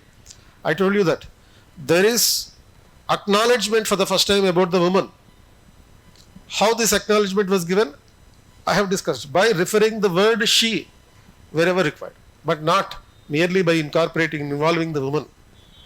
So that statement is also involvement of the woman is obligation, not anything privilege given to the women members of the parliament. So how many statements are not correct? What should be the answer? All are correct or 4? C or D? C. The answer should be C.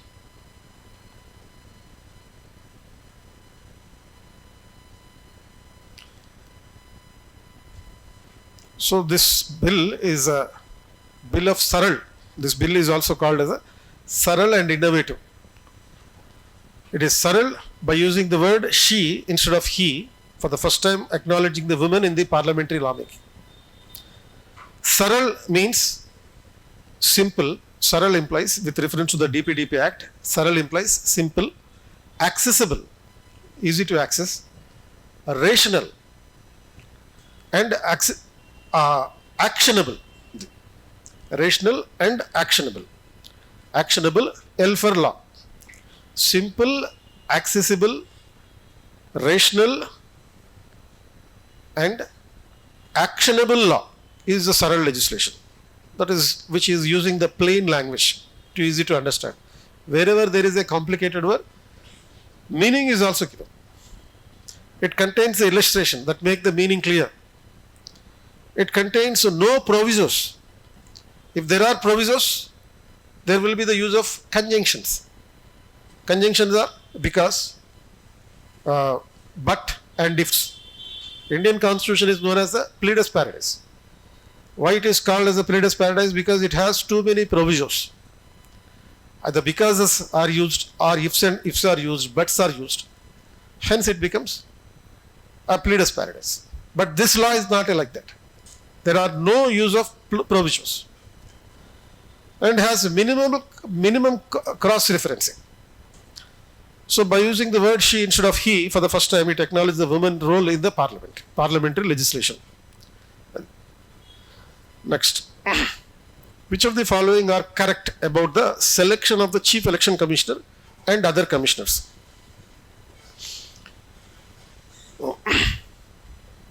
So what is the context of the question? Supreme Court judgment in the Anup Baranwal case 2023 March, and Chief Election Commissioner and other Commissioners Act of 2023 December. So CEC and other commissioners are selected by a high power committee as recommended by the selection committee. So the statement is wrong, because the law is saying CEC and other commissioners are selected by a selection committee, not a high power committee.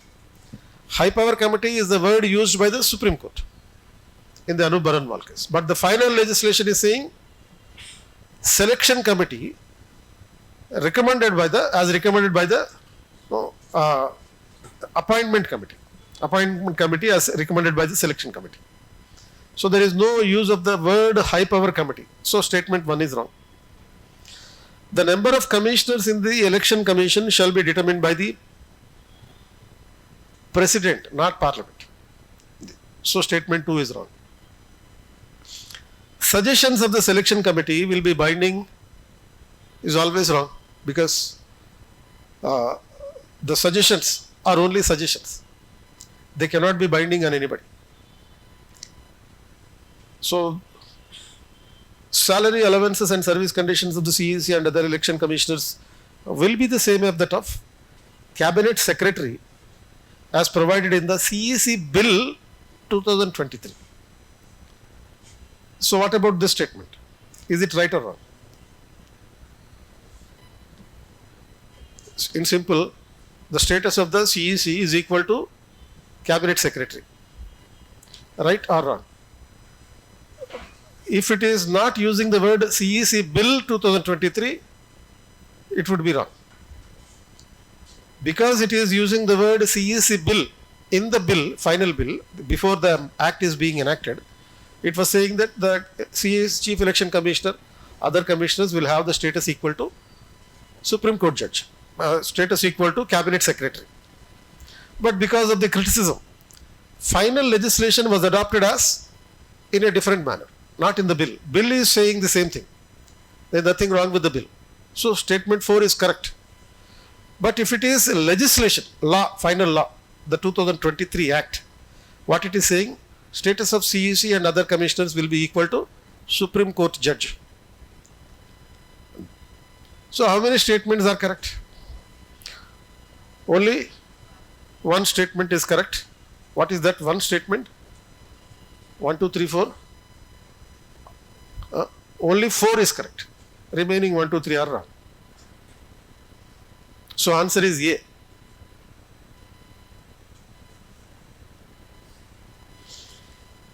So there would be in the Supreme Court judgment, Supreme Court said that there shall be a high power committee. High power committee to select the CEC and other commissioners. And the high power committee consists of Prime Minister, Leader of Opposition and the CJI. And as against this judgment, government has enacted a different legislation. So what is the legislation is saying? The committee comprised of the Prime Minister, and what is the committee? Is the selection committee, not high power committee. And the selection committee shall comprise of the Prime Minister, Leader of Opposition and Cabinet Minister instead of CJI. Cabinet Minister as nominated by the Prime Minister. And the selection committee will receive recommendations from search committee. So the selection committee will not do it automatically. There will be a search committee which will prepare a panel of 5 members. And this search committee will search for right persons to be appointed as the CEC and other commissioners. So the search committee will recommend a list of a panel of 5 persons. And the selection committee will choose one among them, one of these 5 as the CEC or other commissioners. So the selection committee with Prime Minister, LOP and Cabinet Minister may take another decision also. It will go beyond the 5 nominated members as recommended by the search committee. So it is not obligation to follow the recommendations of the selection committee, recommendations of the search committee.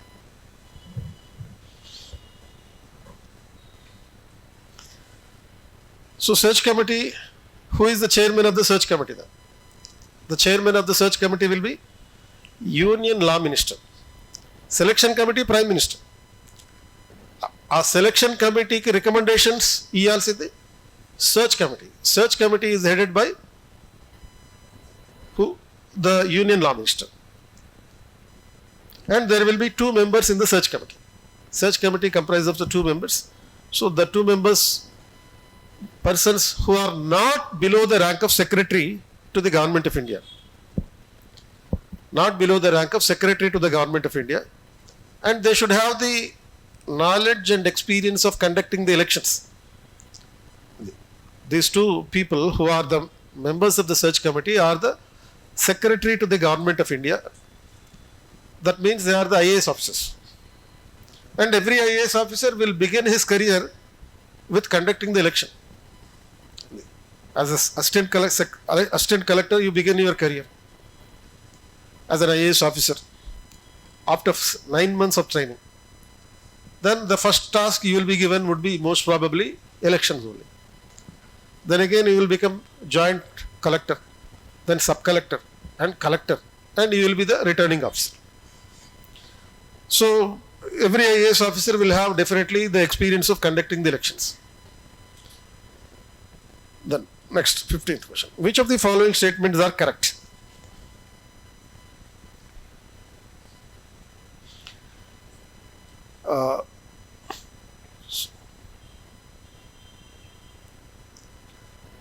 So this question is about electoral bonds. Just make an extension in the question saying that which of the following statements are correct about the electoral bonds. So this scheme violates the right to information. So on 15th February 2024, Supreme Court in a unanimous judgment declared that electoral bonds are unconstitutional.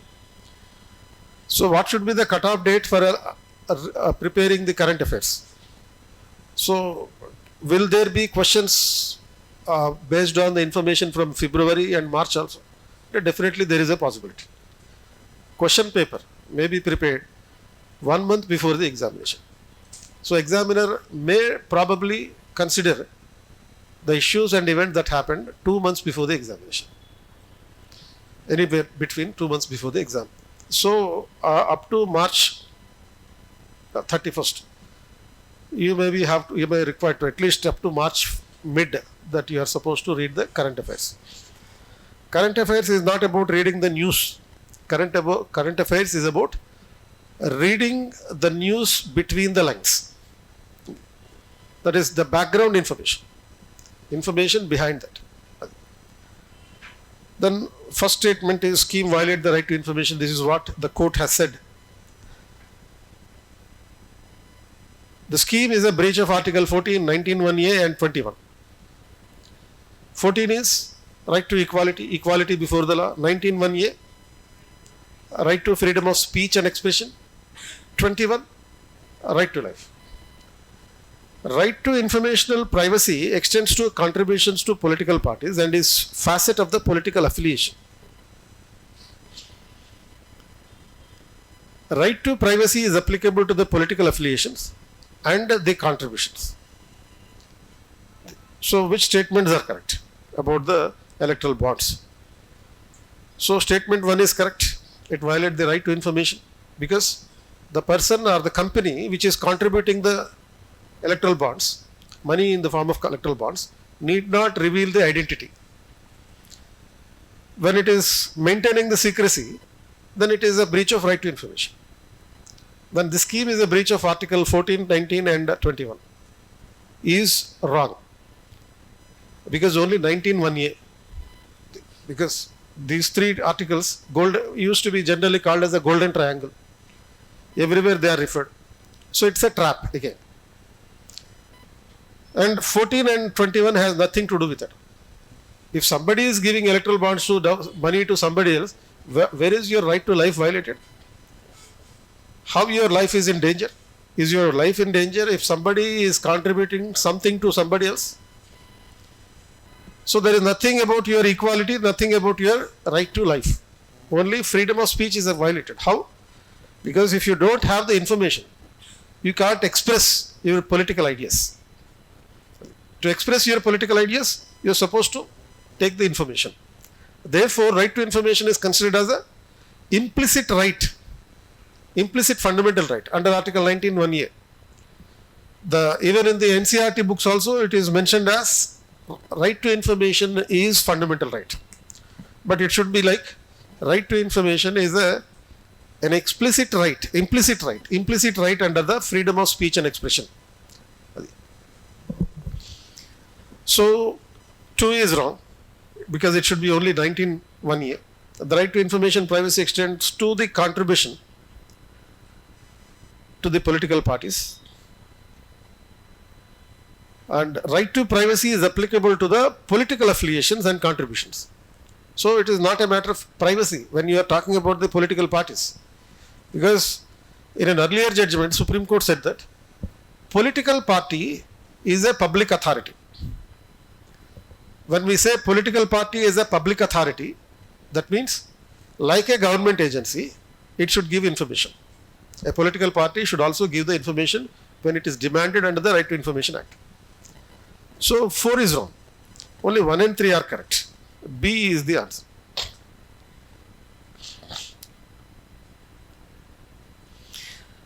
Then consider the following statements about the Ethics Committee of Parliament. Ethics Committee is not a select committee. Because why this Ethics Committee question?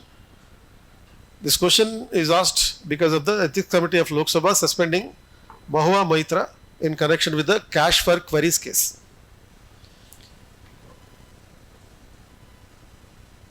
So Ethics Committee is not a select committee, because it is a select committee. There are 2 types of committees in the Parliament: select committee and a joint committee. Joint committee is something that is constituted by the members of Lok Sabha and Rajya Sabha together into one committee. So when we are saying not a select committee, what does it mean? Ethics Committee is not a select committee, meaning it is a joint committee, is a wrong statement, because there is a separate Ethics Committee in the Lok Sabha and another separate ethics committee in the Rajya Sabha. Separate committees are there. So they are select committees. Statement 2 is wrong. Because Lok Sabha Ethics Committee has 15 members appointed by the Speaker, not 22 members. And Rajya Sabha Ethics Committee separately, it has 10 members appointed by the Chairman of the Rajya Sabha. And so, which statement is correct? None of the above. D is the answer. So what the ethics committee will do, it will enforce, it is responsible to enforce code of conduct of the MPs. Recourse to ask the questions. It has been a tradition in the Parliament of Britain as well as in India. The same tradition is adopted in India also, to take bribes to ask the questions. Taking the bribes to ask the question. Cash for queries case is the second incident in case of Mahbub Maitra. The first incident of cash for queries happened in 2005. So that was known as the Operation Duryodhana. In the Operation Duryodhana, it was revealed by a television channel that 11 MPs have taken bribes to ask the questions. And this is the second incident where Mahbub Maitra taken more than 1 crore 50 lakhs rupees from a person to ask the questions in the Parliament regarding the question about Adani, the government to create some obstruction in the government processes. Then consider the following statements about the governor's power to nominate several members to the Legislative Council.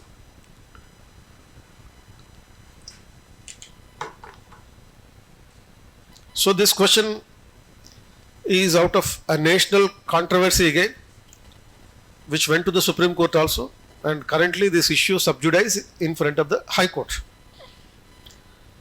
So Telangana Governor Tamilisai Soundararajan has rejected a cabinet proposal to nominate BRS leaders to the Legislative Council under the governor's quota. So two persons, Daso Shravan and Satyanarayana, in 2023 and earlier in 2021, the governor has also rejected Padi Kaushik Reddy for nominating. So, statement 1, governor may nominate persons of eminence from the fields of arts, literature, science and technology, social service only. Only again trap. Meaning, president is nominating the same. Governor has another one. What is the additional field for the governor, fifth field for the governor? Cooperative movement. Governor will also nominate from the cooperative movement also. The eminent person from the cooperative movement. Not just these four. Apart from these four, cooperative movement is also included. Governor nominates 12 eminent members to the Legislative Council. Is right or wrong? Is also wrong. 12 nominated to the Rajya Sabha by the President. Governor nominates 1/6 of the members to the Rajya Sabha, to the Legislative Council. 1/6 of the total members, not 12 members. Suppose in the Legislative Council of Telangana, 40 members are there. 1/6 of 40, not the 12 members. So correct statement are none. D. So in a Legislative Council, 1/6 are nominated by the governor. 1/3 are elected by the local body representatives. The panchayat and municipality members elect their representative to the Legislative Council. Another 1/3 are elected by the MLAs. Members of lower house electing 1/3 members of the upper house. 1/12 are elected by the graduates who have been residing in the state for 3 years after graduation. Then another 1/12 are elected by the teachers who have been the teachers in the state for 3 years. So 1/12 elected by graduates, 1/12 elected by the teachers, 1/3 elected by the local bodies, 1/3 elected by the MLAs. 1/6 are nominated by the governor. So totally 1/6 nomination, 5/6 elected. Then consider the following statements about the Jammu and Kashmir Article 370, Supreme Court judgment, in the context of Supreme Court judgment in the Article 370, saying that there is nothing wrong in abrogating the Article 370. So the purpose of Article 370 was to integrate the state with India. Therefore, it is incorporated in the temporary and transitional provisions. Then the purpose of the Constitution of Jammu and Kashmir. State of Jammu and Kashmir has a separate constitution. And its purpose was to ensure everyday governance in the state. That is only for the nominal purpose that the Jammu Kashmir constitution is constituted. Not to declare Jammu Kashmir as an independent state or autonomous state. For the day-to-day administration, for the routine activities, the Jammu Kashmir constitution is provided. Not for declaring Jammu Kashmir as a state of autonomy or a state having separate status. That's not the purpose. President can unilaterally issue a notification that Article 370 ceases to exist. Can the President do it unilaterally? That's what Article 370 is saying. He need not consult you, or the President need not consult me, or the Parliament. Parliamentary legislation, constitutional amendment is not required to get the Article 370 cease to be operated. Only presidential order is adequate. The Supreme Court directed the government to conduct elections in Jammu and Kashmir by September 30, 2024, and also the statehood of Jammu and Kashmir should be restored at the earliest. So all the four statements are correct.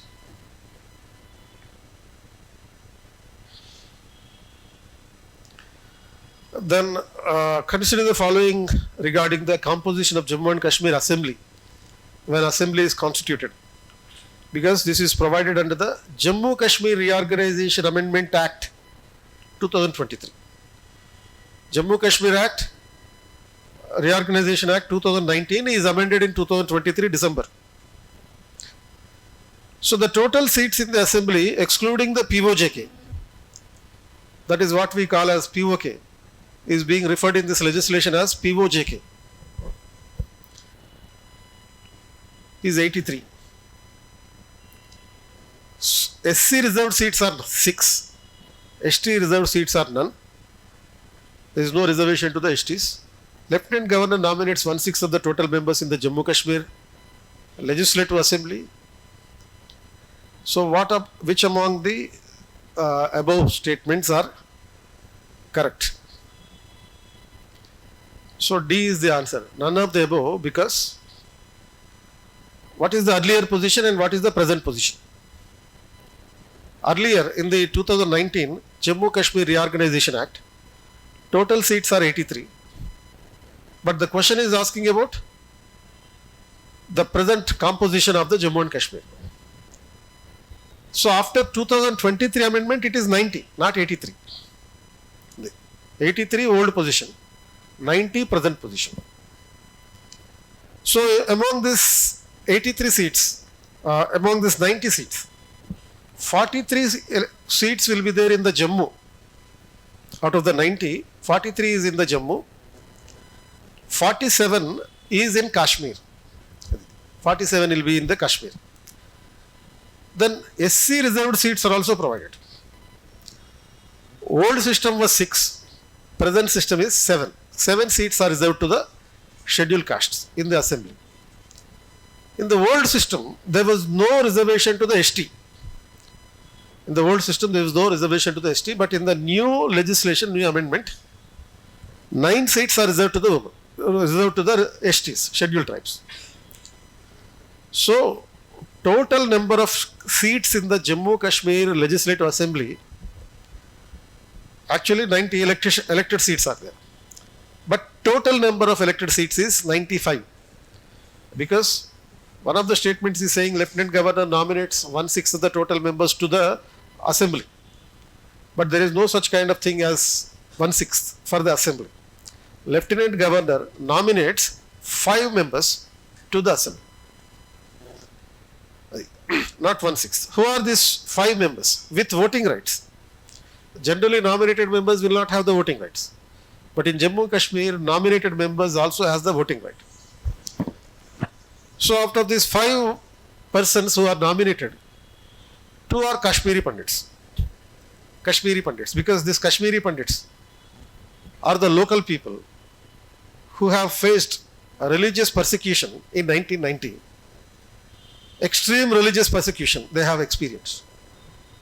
And so therefore they have migrated away from Kashmir.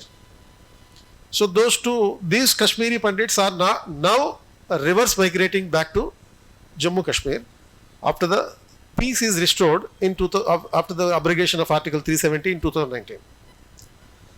Then 2 women members will be nominated. 2 Kashmiri Pandits nominated, 2 women representatives are nominated, and 1 refugee from POJK. So Pak-occupied Jammu Kashmir belongs to India, but that is under the occupation of Pakistan. And if anybody is facing religious persecution in this POJK and migrated to Kashmir, 1 representative of them will be nominated. That is refugee from the POJK. 1 POJK refugee, 2 women and 2 Kashmiri Pandits, totally 5 are nominated. So elected seats 90, nominated seats 5. And there will be 24 seats. There will be another 24 seats in the POJK region for which elections are not conducted. 24 seats will remain unelected in the POJK region. So what is the total strength of the Jammu Kashmir Assembly at present? 90 plus 5 plus 24. That is 119. So total seats including the elected and non-elected and the nominated. So elected 90, nominated 5, non-elected remains, that is 24 in the POJK. So 119 seats are there.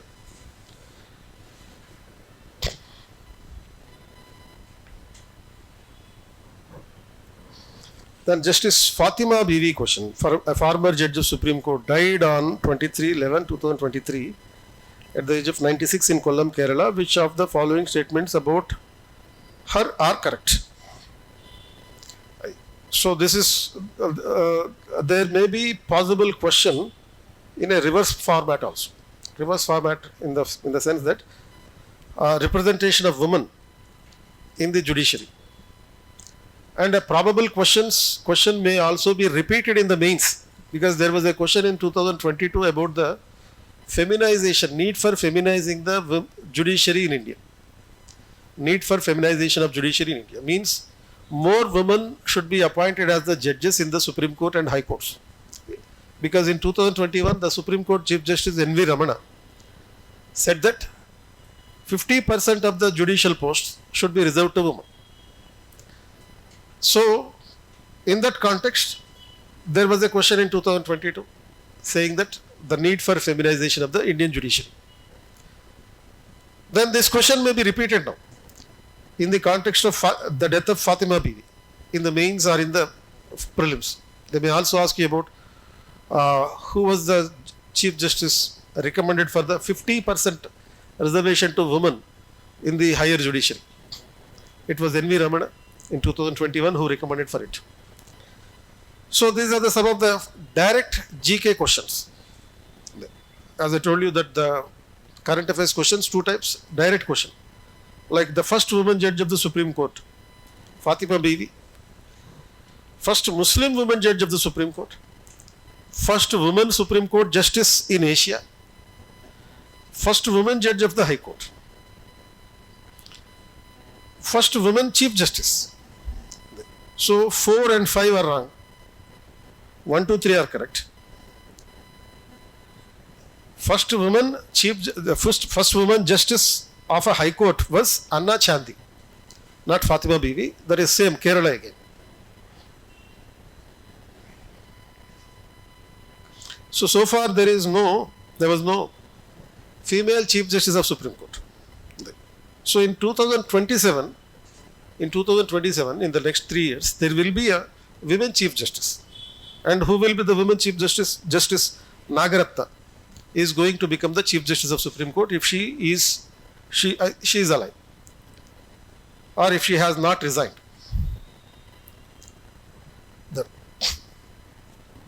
Which among the following rights are violated under the AFSPA? The AFSPA is also one of the favorite areas for the examiner, either in the prelims or in the mains. Right to equality under Article 14, right to freedom under Article 19, right against arbitrary punishment under Article 20, right to life and liberty under 21, then right against arrest and detention under 22, right against exploitation under Article 23, so 24, 25. So the context of this question is AFSPA extension in Nagaland, Arunachal Pradesh, Assam and Manipur in 2023. In 2023, the union government has extended the AFSPA, 1958. So answer is only 3, 4, 5.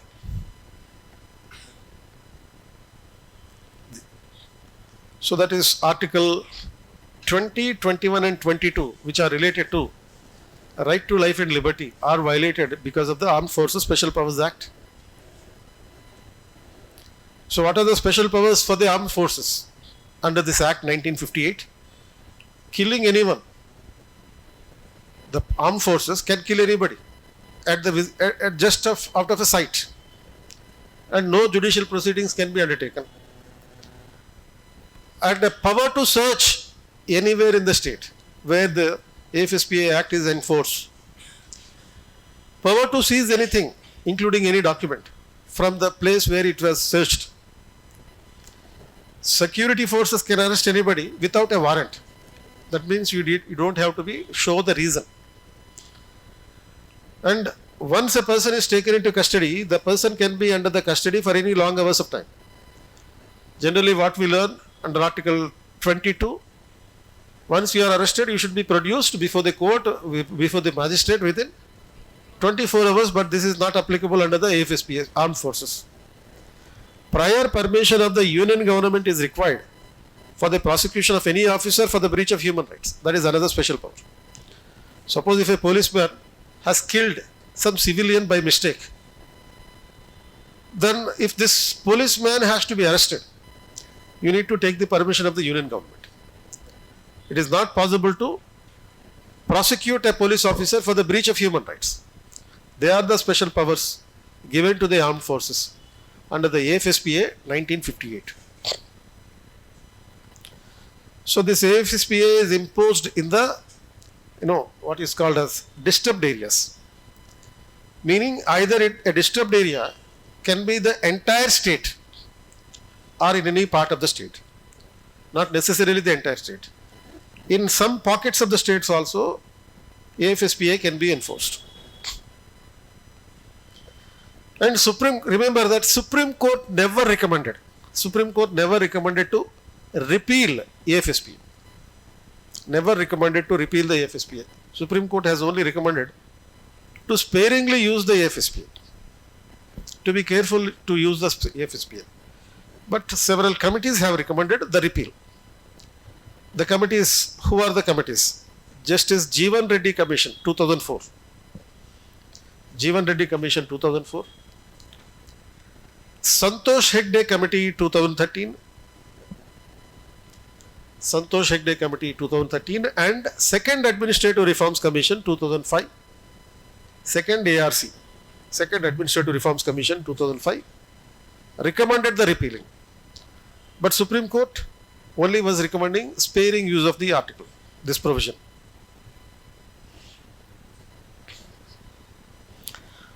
Then which of the following is the primary objective of the My Bharat platform? So MY stands for Mera Yuva Bharat. Mera Yuva Bharat. So the context of this question is that the government has launched the program, a platform called Mera Yuva Bharat. In 2023 on October 31st at Kartavya Pad, National Unity Day. So this primary objective is One only, advancement of the youth. 2, 3, 4 are also the objectives. Though they are objectives, it is not the primary objective. Among all the 4 objectives, specifically in the government announcement, it is mentioned that primary objective is only 1. Hence, the answer is D. Leadership development, alignment between aspirations of the youth and the community, they are also the objectives. 2, 3, 4 are also general objectives. Primary objective is advancement of the youth. Then consider the following statements about the procedure of no confidence motion. Because no confidence motion is in the news because the present Prime Minister Narendra Modi is the 8th Prime Minister in a row, 8th Prime Minister to face the no confidence motion so far. In 2023, INDA Alliance has presented a no confidence motion against the Prime Minister. So what is true about the constitutional provisions of the no confidence motion? The procedure of no confidence motion is mentioned explicitly in the Constitution under Article 75(3). So explicitly is again a trap. So therefore there is no specific explicit procedure mentioned in the 75(3). It is 75(3) is only saying that Prime Minister and Council of Ministers are collectively responsible to the House of People. That's all. House of People means Lok Sabha. So beyond that, because of that, there is no explicit mention about the no confidence motion. So statement 1 is wrong. No confidence motion was moved for the first time in 1963 by the Congress MP Acharya J.B. Kripalani against Jawaharlal Nehru. Can a Congress person move it against the Congress Prime Minister? Definitely yes. He was a rebel MP. Because this move was made by J.B. Kripalani because India was defeated in a war with China. So as an expression of discontent with the Prime Minister, despite repeated warnings, the government did not build its army, proper army. So therefore India was defeated in this war. Hence, Kripalani rebelled against the government. Before leaving, he moved a no confidence motion. That was the first incident. So 2 is right. So far, no confidence motion was moved in the Lok Sabha for 28 times against 8 Prime Ministers. The largest number of no confidence motion were presented against Indira Gandhi. Indira Gandhi faced 15 times. No confidence motion for 15 times. So total number of Prime Ministers who faced the no confidence motion were 8. Prime Minister have moved the confidence motions 9 times so far. Apart from the no confidence motion is presented by the opposition. Confidence motion is also presented by the Prime Minister to prove that the Prime Minister is enjoying the confidence of the Lok Sabha. So that was so far 9 times. No confidence motion is constitutional, while confidence motion is extra constitutional. Is also correct. It is constitutional because it is implicit in the 75(3). But confidence motion has neither a proposition in the Constitution nor a rule in the Lok Sabha proceedings. So it is extra constitutional, not unconstitutional. So statement 1 is wrong, but 2 is correct. And 3 is also correct, 4 is also correct. 2, 3, 4 correct.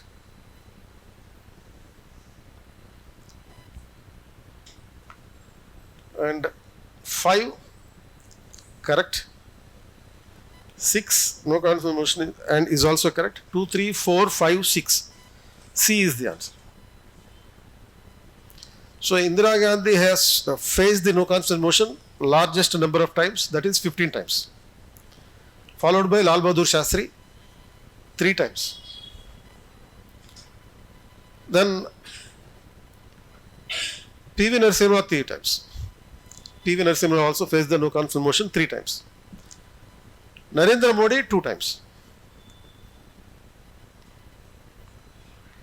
and Nehru once,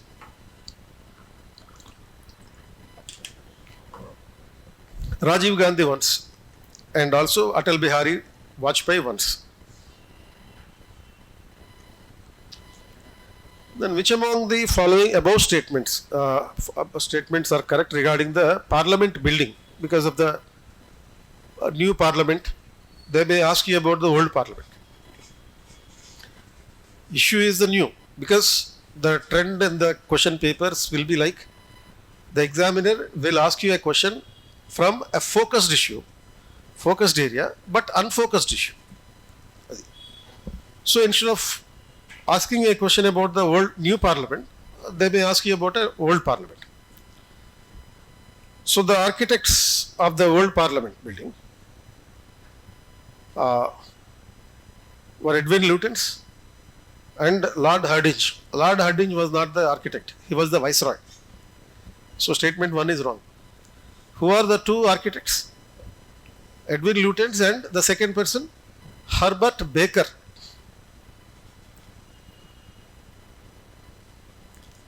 Statement 2, in its construction took place for 6 years from 1921 to 27.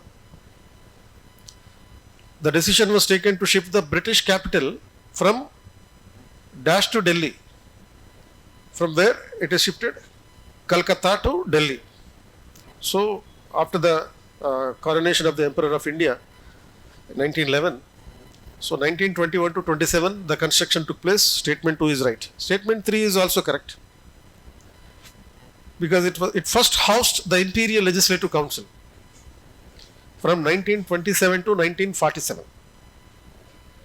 Then it is the Parliament building. It became the Parliament building. Statement 4, it was proposed in the Government of India Act 1919 to have a bicameral legislature. So is also correct. Statement 5 is also correct, because it served as the Constant Assembly of India. The old Parliament building was also a Constant Assembly, and once India got adopted, became the Republic, it became the Parliament of India.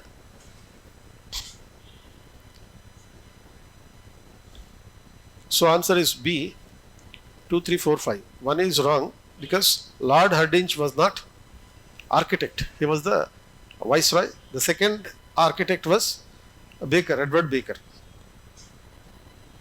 Herbert Baker.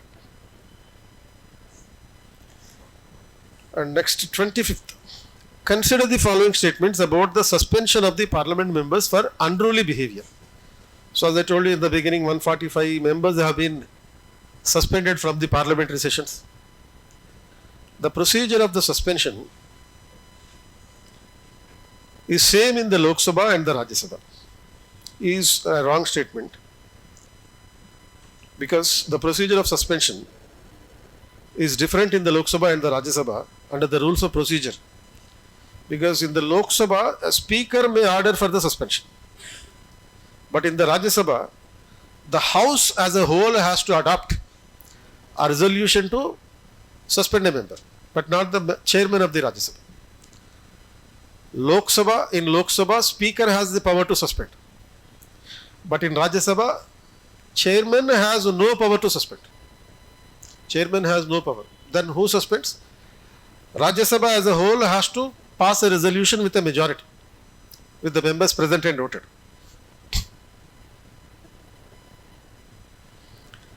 Then statement 2, speaker may withdraw the suspension at any time, is wrong, because the suspension may be revoked only by a resolution of the Lok Sabha as a whole. Speaker has the power to suspend, but the speaker has no power to revoke the suspension. Then statement 3, a suspension exists for the remainder period of the Lok Sabha, is also wrong. Duration of the suspension can be either 5 consecutive sittings or remainder of the session only, not till the end of the Lok Sabha life. Till the end of the session means till the end of winter session. They were suspended during the winter session, till the end of the winter session, the suspension will continue. Suspension is not dismissal. Suspension is only preventing the members temporarily from attending the house. They are not dismissed. Dismissal means totally removing them. Suspension means temporarily preventing the MPs from attending the sessions. That's all.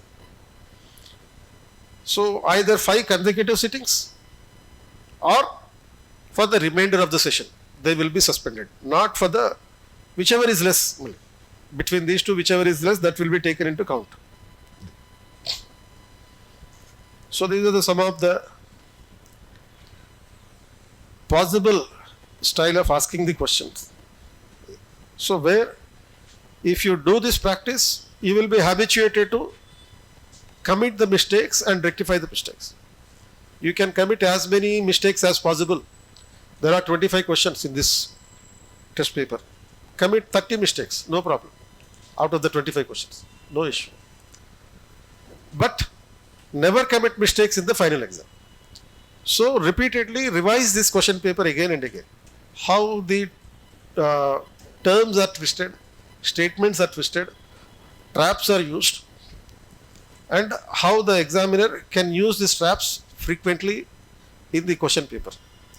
So this is based on the PYQs. These questions are given based on the PYQs, where there are questions with root and fruit from the current affairs with the static subject, and current affairs direct questions, current affairs subject oriented questions. So before you sleep, again you practice all these questions.